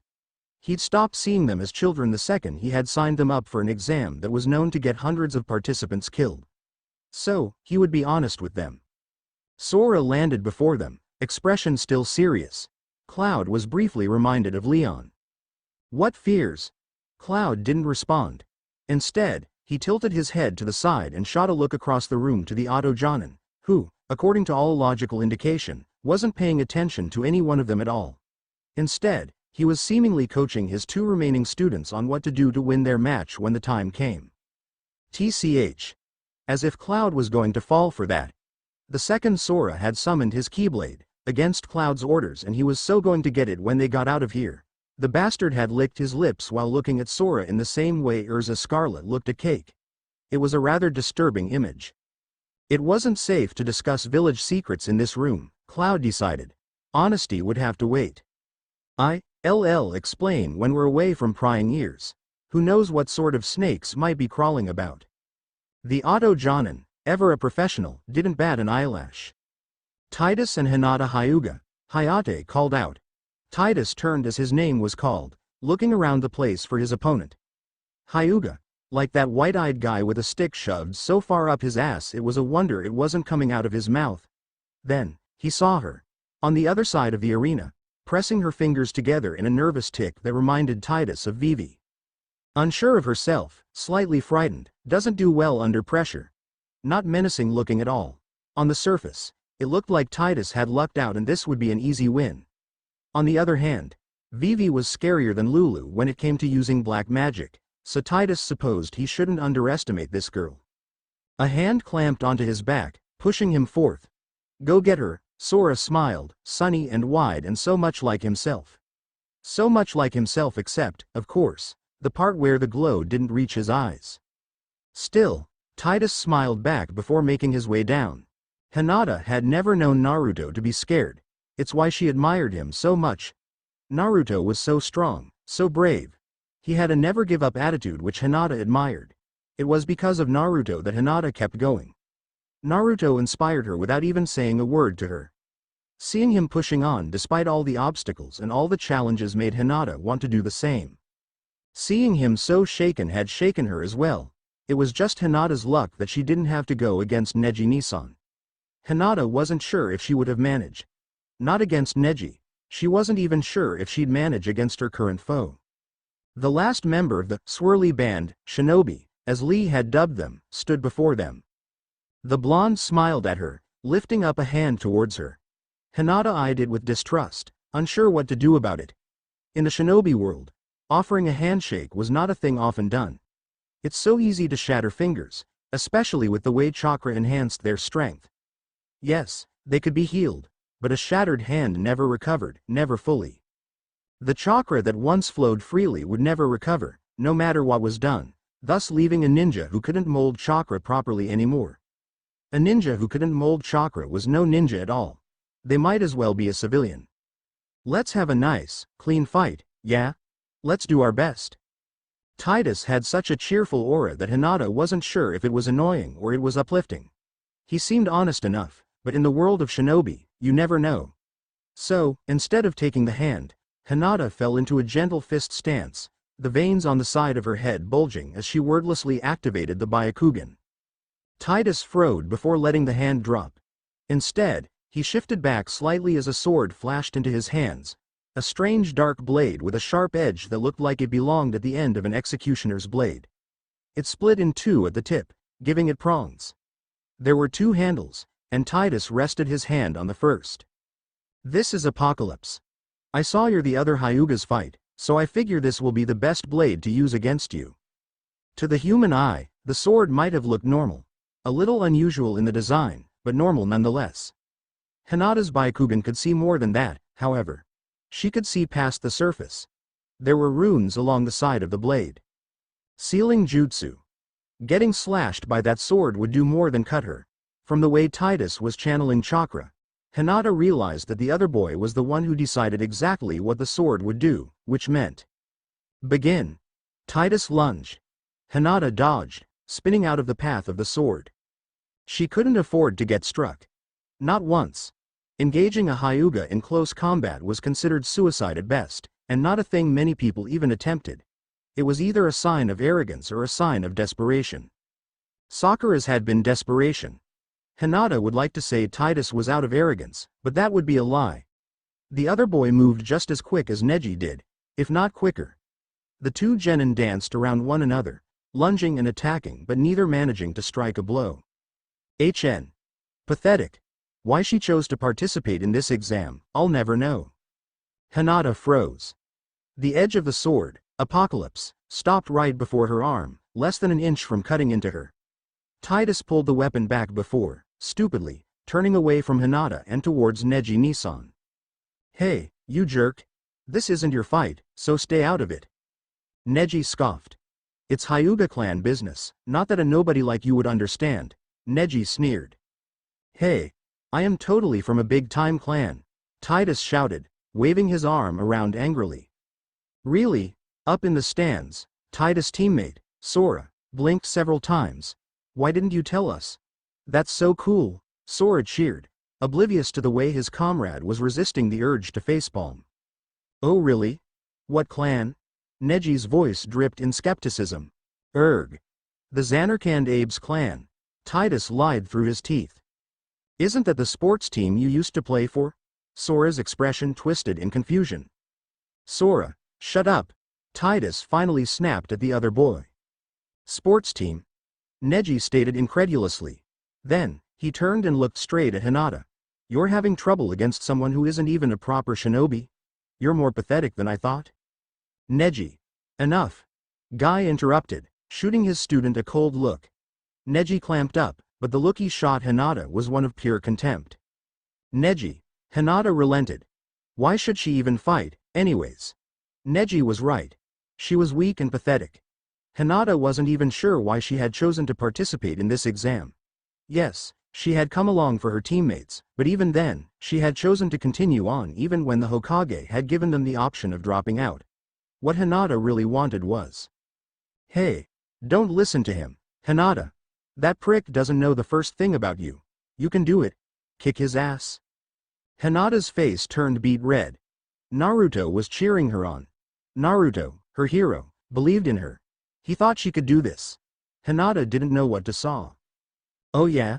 Titus. Tear her apart. You can do it. On the other side of the arena, Sora started to cheer for his own teammate. The two Uzumaki locked eyes once more, except this time, instead of Naruto wavering due to an odd crippling fear Hinata wasn't even sure Naruto himself understood, sparks seemed to fly through the air. Hinata is gonna kick his lily-white ass, aren't you, Hinata? Oh please. As if Titus would ever lose to a taijutsu expert, right, Titus? Titus and Hinata didn't answer. Instead, the pair of them sweat dropped before turning away and looking back at each other. Titus said awkwardly. Hinata dropped back in her stance. May the best ninja win. Titus smiled. Then, lifting his sword up again in the air, he swung. Hinata met him head-on. Dodging wouldn't be enough, Hinata decided. Dodging was leaving them both in a stalemate. It was time to improvise. It was time to do something insane. Hinata waved, hand darting out. Titus' eyes widened in surprise as Hinata struck against one of the seals on the sword, pouring chakra into it, against it. Much like Tenketsu on the human body, the sword itself had its own chakra points. Chakra points which Hinata would diable and shatter apart in. Darkness exploded from the blade.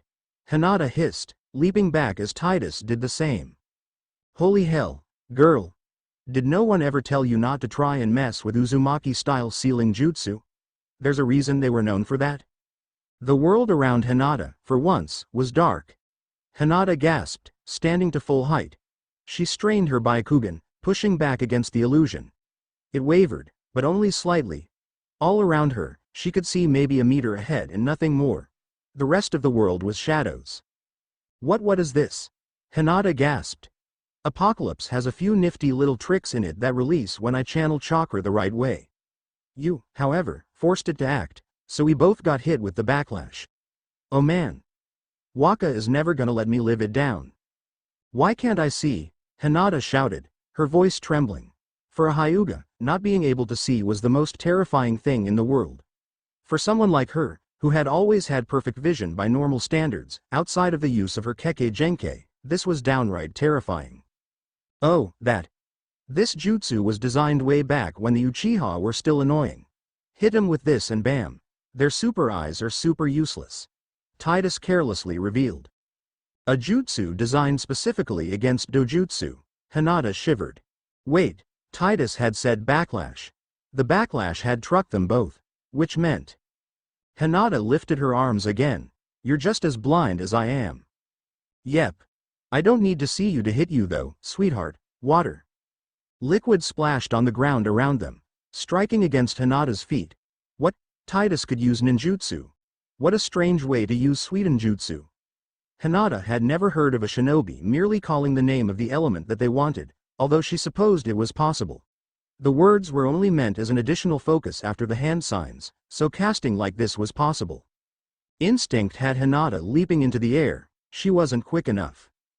Thunder. Lighting arched, the entire arena become a landmine. Hinata screamed as the lightning struck her before falling face first into the water, her eyes falling shut as consciousness finally left her. Hinata's body hit the floor with an audible thump. She rolled once, twice, before finally coming to a vault. Her arms splayed out across the floor, her eyes shut tight. Titus landed only a few feet away, a pant escaping his lips as the teen fell to his knees.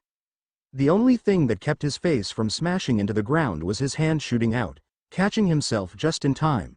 Around them, the water seemed to cackle with energy, the last few sparks flickering away and fading into nothing. Titus twisted his head, shooting a glare right at Hayate, who, at the moment, was staring right at Titus in shock. Call the match, Titus hissed through grit teeth. Winner, cough cough, Titus, woo-hoo, we're 3 for 3, baby, take that. Hinata. Shino will avenge you, right Shino? Of course. Why? Because she is my teammate, and you have harmed her. Titus' sweat dropped as the other 2 remaining members of Team 8 glared right at him. Kiba had awoken easily enough from the small sleep spell Sora had put him under since Sora hadn't used much force with the thing, and was currently glaring death towards Titus.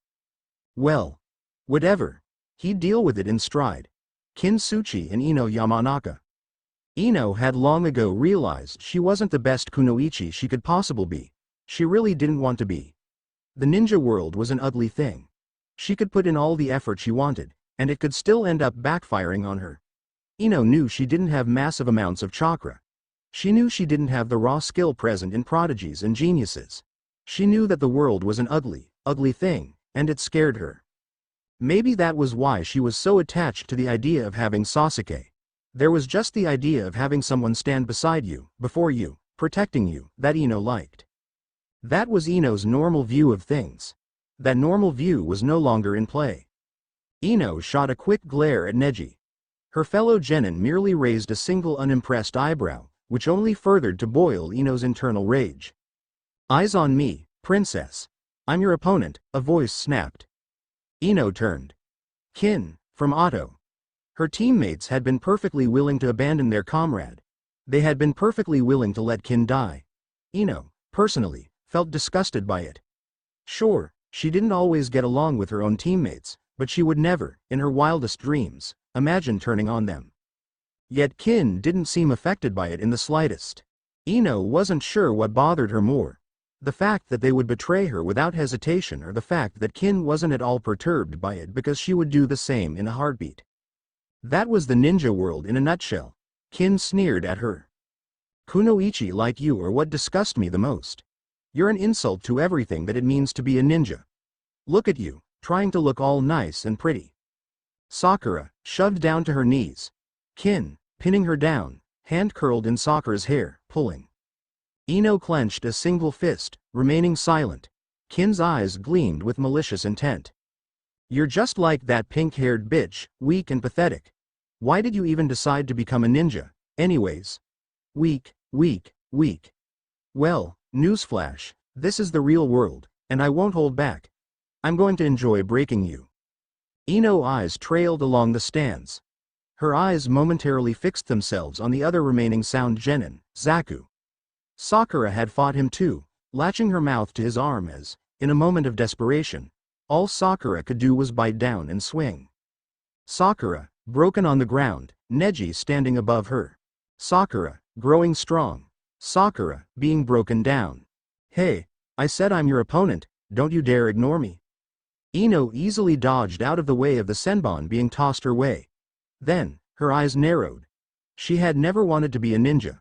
Not really, not truly. What Ino wanted most of all was to live a quiet life, running her flower shop. She wanted to look away from the ugliness, escape it. Yet, here she was. Here she was, because it's what her family expected of her. Here she was, because it's what her team expected of her. Here she was, because of Sakura. A fire lit in Ino's eyes as she locked gaze with Kin. The other kunoichi flinched back from the intensity, her stance growing weary. Ino lifted her arms as she fell into a taijutsu stance. Taijutsu had never been her forte, but regardless, it's what she would wield now. I'm sorry, but I have to surpass you. I have to make it through this portion of the exam. I have to, because there is no way in hell I'm letting that white-eyed bastard get away with what he did to my friend, Ino snarled. Kin blinked several times. Up in the stands, Ino could practically hear that arrogant Hyuga asshole rolling his eyes at her. Then, Kin tossed her head back and laughed. Kin, so busy laughing, didn't see the leg going straight for her face. For a self-proclaimed great kunoichi, it wasn't very impressive. Ino's leg smashed right on point, sending Kin sprawling. Kin hit the ground hard, rolling several times before coming up in a crouch. Blood dripping from her busted lip as she glared up, all traces of humor gone. Ino eyed her coldly. You're right. Sakura and I, we haven't been the best of friends. We let little things get in the way. We were stupid, I admit. We were stupid, but that doesn't change the fact that she's my best friend, and I won't let you or anyone else harm her without answering to me, Ino yelled out hotly. Kin stared at her blankly for several seconds. Then, with an annoyed huff, the girl rose from the ground, senbon appearing in her hands. Well, you'll just have to disappoint. I have no intention of losing too. Go Ino. Kick her ass. Ino twitched before spinning and shooting a glare behind her. No one asked your opinion, Naruto, Ino snapped. Naruto looked annoyed. Hey, I was being supportive, you blonde. Naruto finally seemed to decide on an insult, nodding to himself in approval as he crossed his arms. Beside him, Sasuke looked like he wanted to imitate Ino's earlier face-faulting incident. Naruto, you baka, you're blonde. I'm a regular blonde. My hair is nice and sunny. Hers looks like withered leaves in the fall. Naruto countered. That's it. Ino was adding Naruto to her hit list, right after that Hyuga bastard. Ino spun out of the way as more senbon came flying. I said stop ignoring me. Are you really that arrogant? Do you really think you can beat me without even looking at me, huh?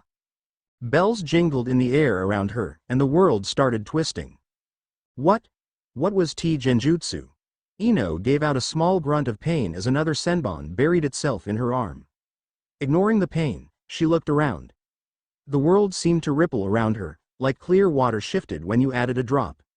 Kin seemed to multiply, dozens of her appearing where there had once been one. The only journey that's ending here is yours. I can't afford to lose this match, so I'm ending it, now. Huh. Sound jutsu. Like Edwards. Up in the stands, Sora spoke. His sensei shot him an annoyed look. Sora, stop revealing random village secrets. What? It was a genuine question. Sound jutsu, of course. Atonin. Still. This was all technically in Ino's mind. Kin thought she had the upper hand because she'd caught Ino in the illusion, but the only fool here was Kin. Using genjutsu against a Yamanaka was suicide. Even the Uchiha typically didn't try it. The Yamanaka specialized in mind arts. To perform a genjutsu in the first place, You have to link your mind to that of your victim. Kin had linked their minds, her will, her imagination, forging the illusion. The illusion whose bonds Ino could trace back easily enough. The only one who will end is you, Ino declared. Hands rising up, Ino performed a familiar hand sign, but inverted. Kin gave a brief shout as the illusion around them shattered, falling to her knees and gripping at her head. What is this? Ino didn't bother answering, instead, she flipped her hands once. Shintenshin no Jutsu. Kin's eyes went blank as Ino's body hit the floor. Slowly, her hands dropped from her head as she stood. Then, turning towards Hayate, Kin spoke. Proctor. I forfeit. Kin said, her body and mind completely subjugated. Hayate nodded. Winner. Ino Yamanaka, Rock Lee and Zaku Abumi. Ah, really? Come on. Let me fight already, HN. If we're lucky, you won't have to fight at all. It will save us the embarrassment. Shut up, Sasuke. Yash, at long last, I can burn my flames of youth. Lee. Gai-sensei. Lee. Gai-sensei. Shit, close your eyes, all of you. Cloud shouted out, his eyes in a panic. It was, however, too late. Far too late. Lee and Guy collided in a joyful student-teacher hug, the power of their youth casting a powerful genjutsu of pure youth. My eyes. Hayate coughed. Loudly. For once, it wasn't the chronic version that had ailed him for years, but more of a hey, let's get on with the show kind of deal. Would the combatants please come down? Zaku and Lee both did so, the pair of them glaring at each other. I won't let you embarrass me again like you did in the forest, and, this time, that stupid orange-wearing blonde kid isn't going to save you with his weird red spiral thing. Zaku shouted. Yash.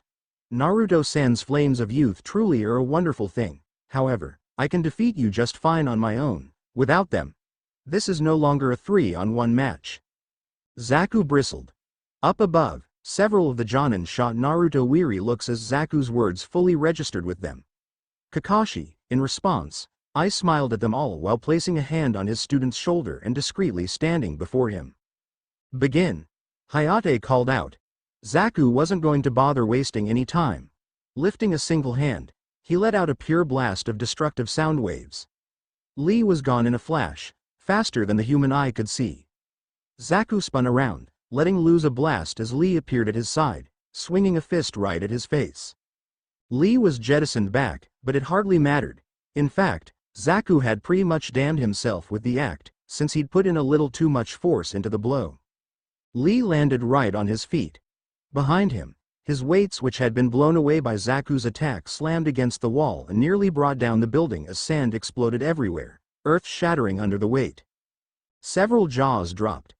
Lee blinked several times, eyes looking behind him at the destruction. Gai-sensei. Lee called out. I'm sorry, it seems I've lost my weights. For this, I will run 100 laps around Konoha on my hands as retribution. On his hands? Holy hell, what were these Konoha genin made out of? Lee, it's all right, it wasn't your fault. The fault is mine for not giving you more secure weights. For this, I shall join you in your laps. Gai-sensei. Lee.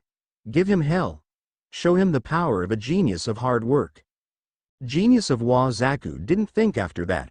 The fist that came smashing into his face came so quickly it was a wonder his brain didn't end up splattered all over the ground from the velocity alone. Needless to say, Zaku hit the ground hard, his body smashing into and through the wall behind him. Tamari felt sweat fall down her brow. Beside her, Gaara was eyeing her with an expression she could only deem to be feral. Everyone else had gone. The only 3 remaining were her, Gaara, and the Uzumaki brat. No matter how this turned out, there would be blood. Her little brother wouldn't hesitate to tear her apart, because as much as Tamari loved him, as much as Tamari remembered the scared little boy clutching to a stuffed animal like a lifeline, Gaara's mind was a broken thing by the monster screaming in the back of his head. It was moments like this that made Tamari hate her father. She hated him with all her heart, hated him for what he had done to her brother, hated him for what he had done to their family. Rasa should belong on a top 10 list of worst fathers ever, if Tamari was being honest. Bloody sociopath. Because of Rasa, Tamari might die right now. Sure, she could fend Gaara off for a bit, but Temari was under no delusion that she would survive. Gaara would rip her apart. If not kill her, at the very least, he would maim her. Running away would prove useless, because Gaara would tear her apart anyways later for running. On the other hand, perhaps she wouldn't fight at all. She wouldn't fight, and Naruto instead would be the one torn apart. That would be the best option. Sure, the Konoha nin wouldn't like it, but whatever. Temari would at least survive. There was, of course, the final possibility, and the worst one. Gaara wouldn't fight at all. That would doom them all. Temari could see from the way Gaara was twitching, from the way that he was clamoring for blood, that he just wouldn't accept that. Gaara wanted to kill. He needed his fix. The monster in his head wanted its fix. Oh God. What had her father done to her brother? Such a twisted, vile curse. The names on the screen began to rotate. The first name to lock on was Uzumaki's. The other name continued to shift back and forth, slowly coming to a halt. Temari let out a brief sigh of relief as the name settled on Gaara's. Before shifting, one last time, causing her blood to freeze. Naruto, Uzumaki and Temari, Hayate finally announced. Temari turned to shoot Gaara a weary look. Gaara's fist clenched. Temari took a step back in fear as pale green eyes turned towards her. Well, what are you waiting for? Go tear him apart, Gaara said before turning away, eyes looking away. What? That wasn't the reaction Temari had been expecting. If anything, she expected Gaara to go out of control, but this? Calm acceptance. Yes, Gaara was most definitely annoyed, but he wasn't frothing at the mouth like he'd usually be. But, why would Gaara? Temari's eyes trailed off, her eyes locking with Sora's. Despite realizing that Gaara was not, in fact, really his cute little cousin, Sora still shot what Temari could only describe as a concerned look towards Gaara. Sora cared. Why in the hell some stranger cared about her brother was beyond Temari, but Sora cared. Not only did he care, he seemed to also have some strange influence on her brother, because what else could it be but Sora's influence keeping her brother's wrath at bay? No matter what threats Gaara had issued, Temari could see that Sora's constant pestering presence had actually done him good. Odd, but she would take it. Yes. Finally, I'm up against the fangirl. Temari's world came to a screeching halt. Slowly, she turned to shoot a chilling look towards Naruto, who was waiting impatiently in the arena for her. Temari leapt down, pulling the fan from her back as she glared. I know exactly what you meant by that statement. Regardless, I'm going to break you for the implication anyways, Temari stated. Hey. What implication? Begin. Kage Bunshin no Jutsu. Smoke exploded all around them as clones leapt right at Temari, kunai gripped tight in their hands. Temari scoffed. It'll take more than that. Unfurling her fan, Temari swung, the first moon seemingly glowing on the surface. Wind exploded outwards, blasting away at the clones, smashing several of them against the wall. They exploded away as Naruto himself gave a pained grunt, falling to the ground. Temari growled. A pathetic trick like that won't work on me. If that's all you have, then this match was over before it even began. Naruto glared up at her, wiping a bit of blood from his mouth as he stood to full height. As if, he shouted. Elsewhere, a certain psychotic sharpshooter sneezed. I will be Hokage, Datbeo. I won't be defeated by someone like you in my very first Chunin exam. I'm making it all the way to the end. With that bold declaration, Naruto was on her. Temari had to admit, the brat was fast. Faster than she gave him credit. Temari was no slouch herself either, however. Temari dodged out of the way of the first few swings even as several other Narutos popped into existence around her. Temari lifted her fan, the metal blocking a kunai before her leg snapped out, causing one of the clones to explode. Naruto fought like a whirlwind. Swings and blows and an endless barrage of reinforcements. Dangerous, to be sure, but Temari had seen and fought better. Smashing her fan though another clone, Temari leapt into the air, twisting above Naruto's head as she unfurled the fan once more. Second moon.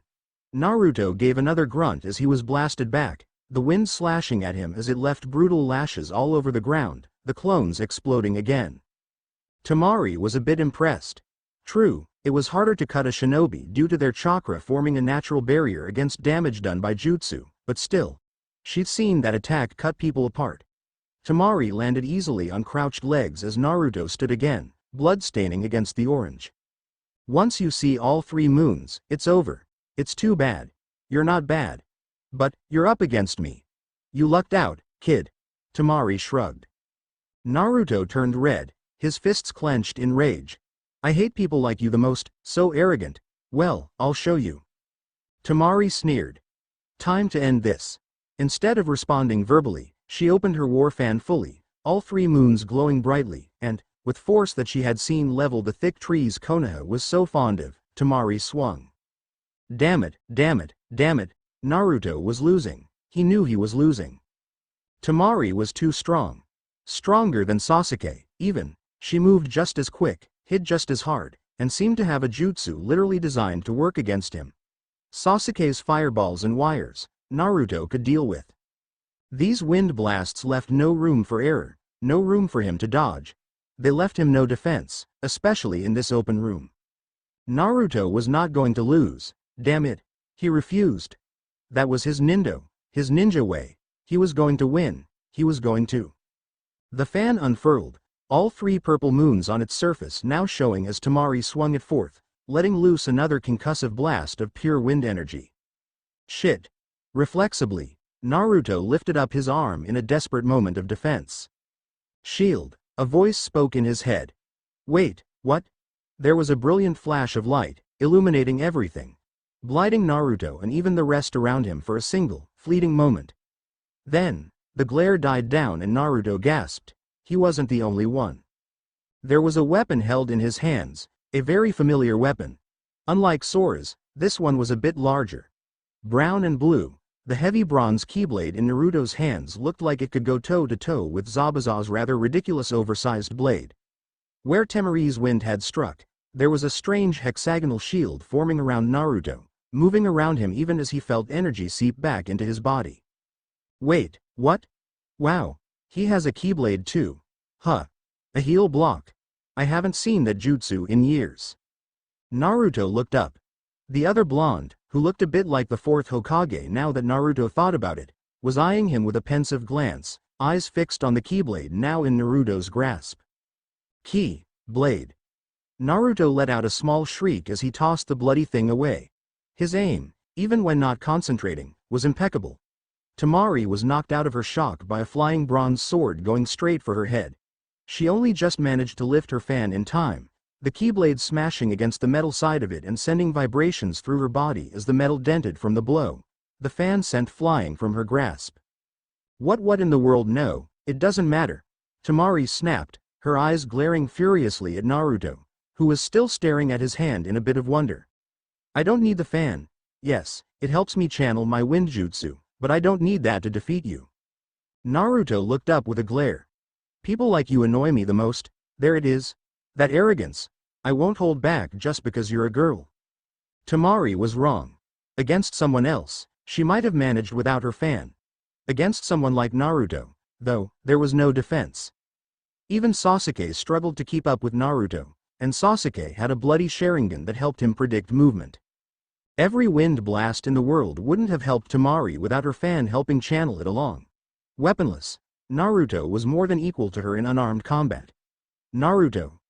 Uzumaki. Combo. Temari hit the ground hard, smashing into the ground as the dust settled around her. Her eyes closed shut as consciousness finally left her. The end. I hope you enjoyed this episode. Remember to subscribe and like this video. See you in the next part.